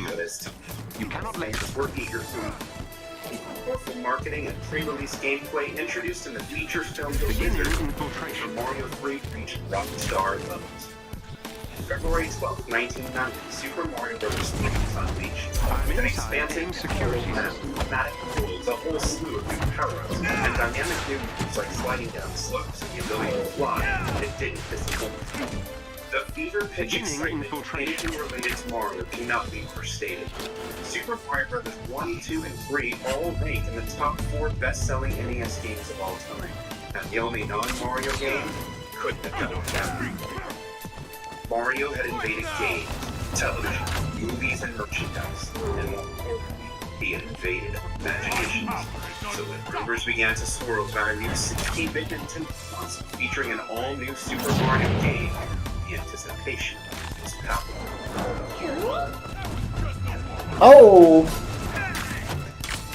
Super Mario World was developed by Nintendo's famous Entertainment Analysis and Development Division. Produced by Shigeru Miyamoto and directed by Toshi Tezuka, the team behind the original Super Mario, with Koji Kondo handling the music.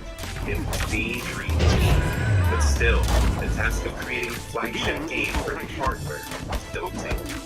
Before starting Super Mario World, we played Mario 3 to the Super Family, the Mario Bros. And even though the colors and sprites were more detailed, it was the same game experience. We created something new. As these images reveal, even Rubyville borrowed a lot from Mario 3. So to set it apart and advance the franchise, the team focused on delivering fresh concepts and reach the playstyle. The idea for Yoshi was an early one for me. He kept this sketch at his desk since the days of the original Super Mario Bros. And Yoshi's appearance is strikingly similar to the protagonist in Miyamoto's Devil. Shigefumi Hino originally drew him much more realistically lizard-like, but after input and multiple revisions arrived at the cute, happy-go-lucky companion we know today. Orange. That's right, he has orange arms. And Link has pink hair. To further set Super Mario World apart from its predecessors, the team unapologetically worked in all the stunning new effects made possible with the Super Nintendo hardware. Mode 7 rotation and scale, enormous on-screen enemies, large numbers of up to 128 simultaneously moving objects, transparency, mosaic pixelation, multiple scrolling backgrounds, background and foreground layering, and the use of 256 unique simultaneous colors from a palette of over 32,000 choices. They were poised to impress. While most of the team focused on the look and feel of the game, composer Koji Kondo had challenges himself. With the Super Famicom, you have to create the sound samples themselves, so compared with the Famicom, it was 100 times more difficult. For Super Mario World, I decided I would try and use sounds that resembled the normal instruments you hear. So after 3 years of creative collaboration and long nights in the office, the team's efforts were about to be revealed. Servers intact. For Mario fans, life was about to get 16 bits better. Introducing the next generation from Nintendo, Super Mario World, created especially for the Super Nintendo Entertainment System. It's a bit more exciting, a bit more challenging, a bit more graphic, a bit more colorful, a bit more realistic, a bit more levels, a bit more enemies, a bit more sound, a bit harder, a bit more revolutionary, a bit more Mario, a bit more of what you want. It's here, and it's yours. It's new Super Nintendo. Now you're playing with power. In 1991, the much-awaited Super Nintendo Entertainment System launched in stores. And as the launch title and patent game, Super Mario World had to be more than just a great game. It had to be a statement. This new system was that new Super.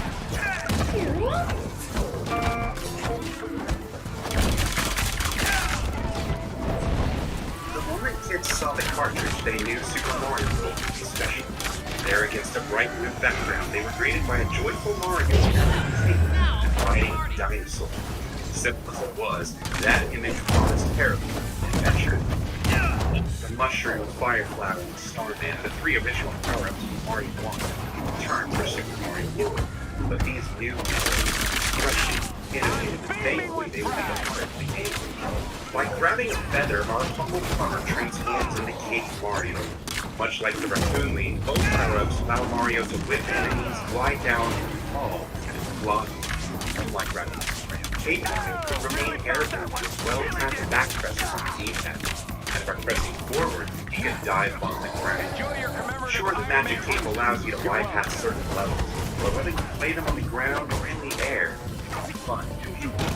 The most notable addition is Mario's bouncy new dinosaur frame with a bottom stomach, Yoshi, or as Nintendo's official character manual calls it, T. Yosasaur Munchakoopas. Weird. As a power-up companion, Yoshi is extremely useful. When Mario punches him in the head, his frog-like tongue lashes out, grabbing anything in reach. He can also stomp enemies into oblivion, walk freely on dangerous objects, provides you with a second mid-air jump, essentially a double jump, with the cost as dismount mid-air, often separate process. When he tries to get a Koopa shell, which is understandably hard to swallow, he'll hold it in his mouth and get a special ability depending on the color of the shell. Yellow ones allow him to ground pound nearby enemies, blue ones allow him to fly, and with red ones he can spit a spread shot volley of fireballs. When you get to the Star Road levels, you'll find the rare yellow, blue, and red Yoshi. These will manifest these same colored shell abilities, but are based on Yoshi's color, no matter what shell he has in his mouth. With the Super Nintendo's edition buttons came a new ability, the spin jump. With it, Mario can break rotating blocks, access secrets, leap off Yoshi, and kill most enemies in a single hit. Players were also given a power-up reserve box at the top of the screen. When Mario would become small, or by pressing select, his reserve item would drop down. As the development team often did, this potential advantage also came with a potential cost. If Mario failed to grab the falling item, it would be gone for good. At a location on your HUD. Other odd additions, like the power balloon that makes Mario putt putt and drift through the sky. Moves worth 3 extra min. Green star bonus blocks that reward you with a 1-up if you find at least 30 points in the level. Power up left blocks, back tile that hatches from a Yoshi egg and grows after the points. The power-up system of Super Mario World took gameplay in a completely different direction than Super Mario Bros. 3. What it lost in quantity, it gained in preference. The addition of the spin jump, the cape, and more revolutionarily, Yoshi, gave players new depths of control, and gave Mario everything he needed to explore the Super Mario World. Dinosaur Land is an odd place, constructed with unique geometric shapes and populated with a quirky cast of characters. In the NES days, most characters pace mindlessly, but for the Super Nintendo, developers took them to the next level, giving them personalities and bringing the world to life in the most charming ways.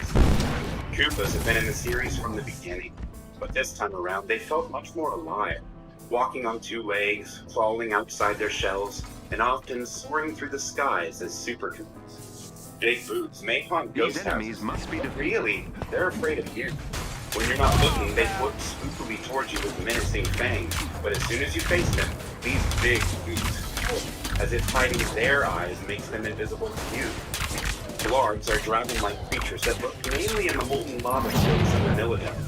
Their eyes peek above the surface, scanning for danger and potential prey, and at the right time, they dip down and strike, just as Mario's skull recovers. Wigglers exude personality, trotting peacefully among the trees with 4 pairs of shoes and a flower sprouting from their head. They seem like friendly pet owners, but after you jump on them, they burn red with anger and aggressive. The most bizarre character is the football-kicking, baseball-throwing, charging Chuck. With the shell on his back, I suppose he's some sort of Hammer Brother variation, but with an aptitude for sports. Whatever he is, he's an odd addition to the world.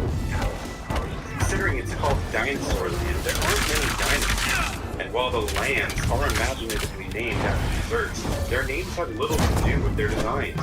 I guess Donut Plains is kind of circular with a hole in the center, and Chocolate Island is decidedly brown. There's nothing especially vanilla about Vanilla Dome, and Cheese Bridge is neither cheesy nor is there much ridge. Sure, there are some themes, such as Forest of Illusion being set in a forest, but overall, level variety isn't based on the environment like previous games, but rather on various level types and worlds. Like platforming levels, swimming levels, costume levels, ghost houses, fortresses, and castles. These archetypes have unique gameplay mechanics, and since they're scattered throughout the game, it's useful for guessing. Ghost houses, for example, not only feel different than traditional levels, spooky music, wooden beams, and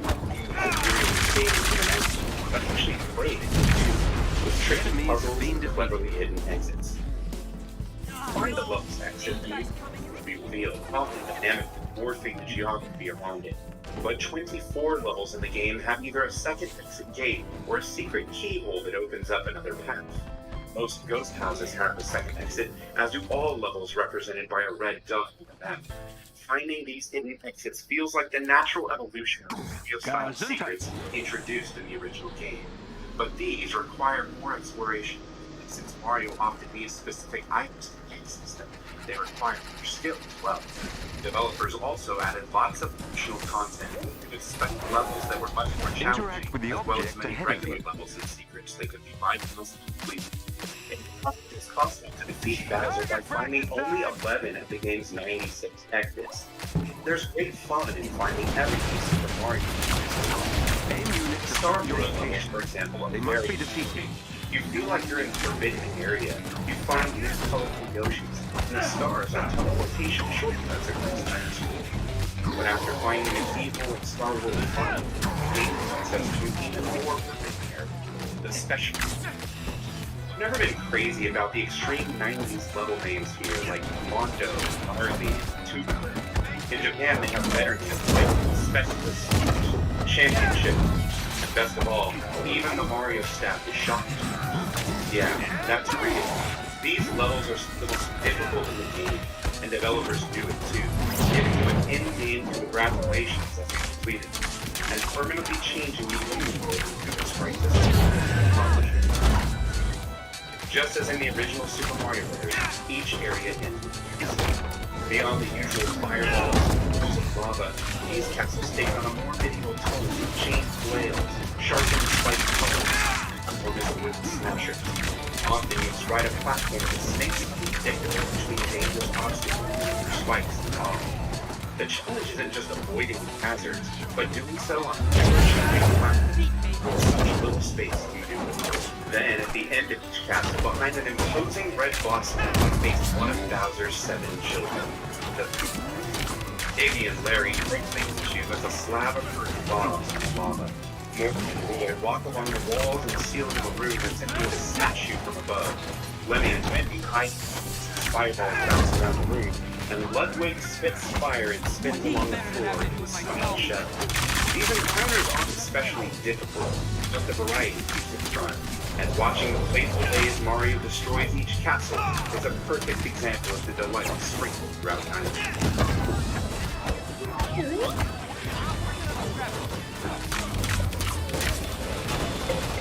Koji Kondo's Super Mario World score highlights the vibrant art style with mental instrumentation, drawing players in by creating moves that fit their requirements. And with the Super Nintendo's 8 channels of high-quality sound and 256 minutes of left-right separation, he also highlights exactly what this new system could do. Yeah! Enhancements. Suggest you put on a pair of headphones for this next part. Oh, wait. Forest of Illusion theme captures a playful yet mysterious sense of exploring the woods.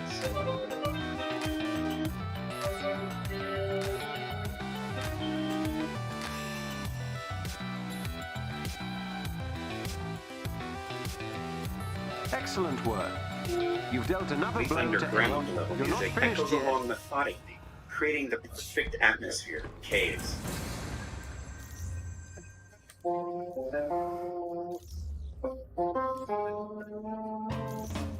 And as a special touch, no matter what theme is playing, drums come in whenever you're riding Yoshi.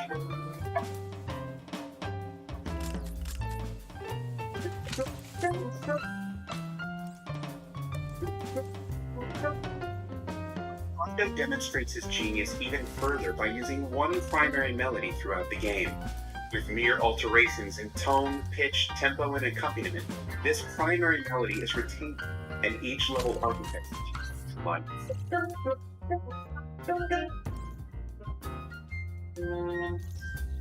It's bullshit.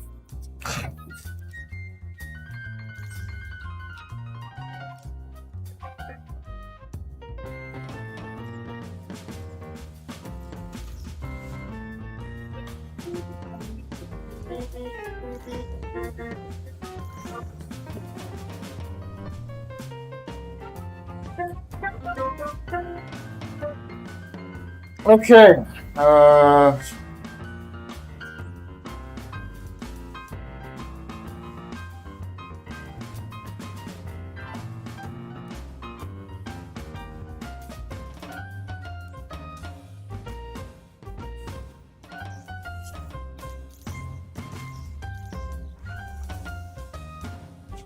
All right.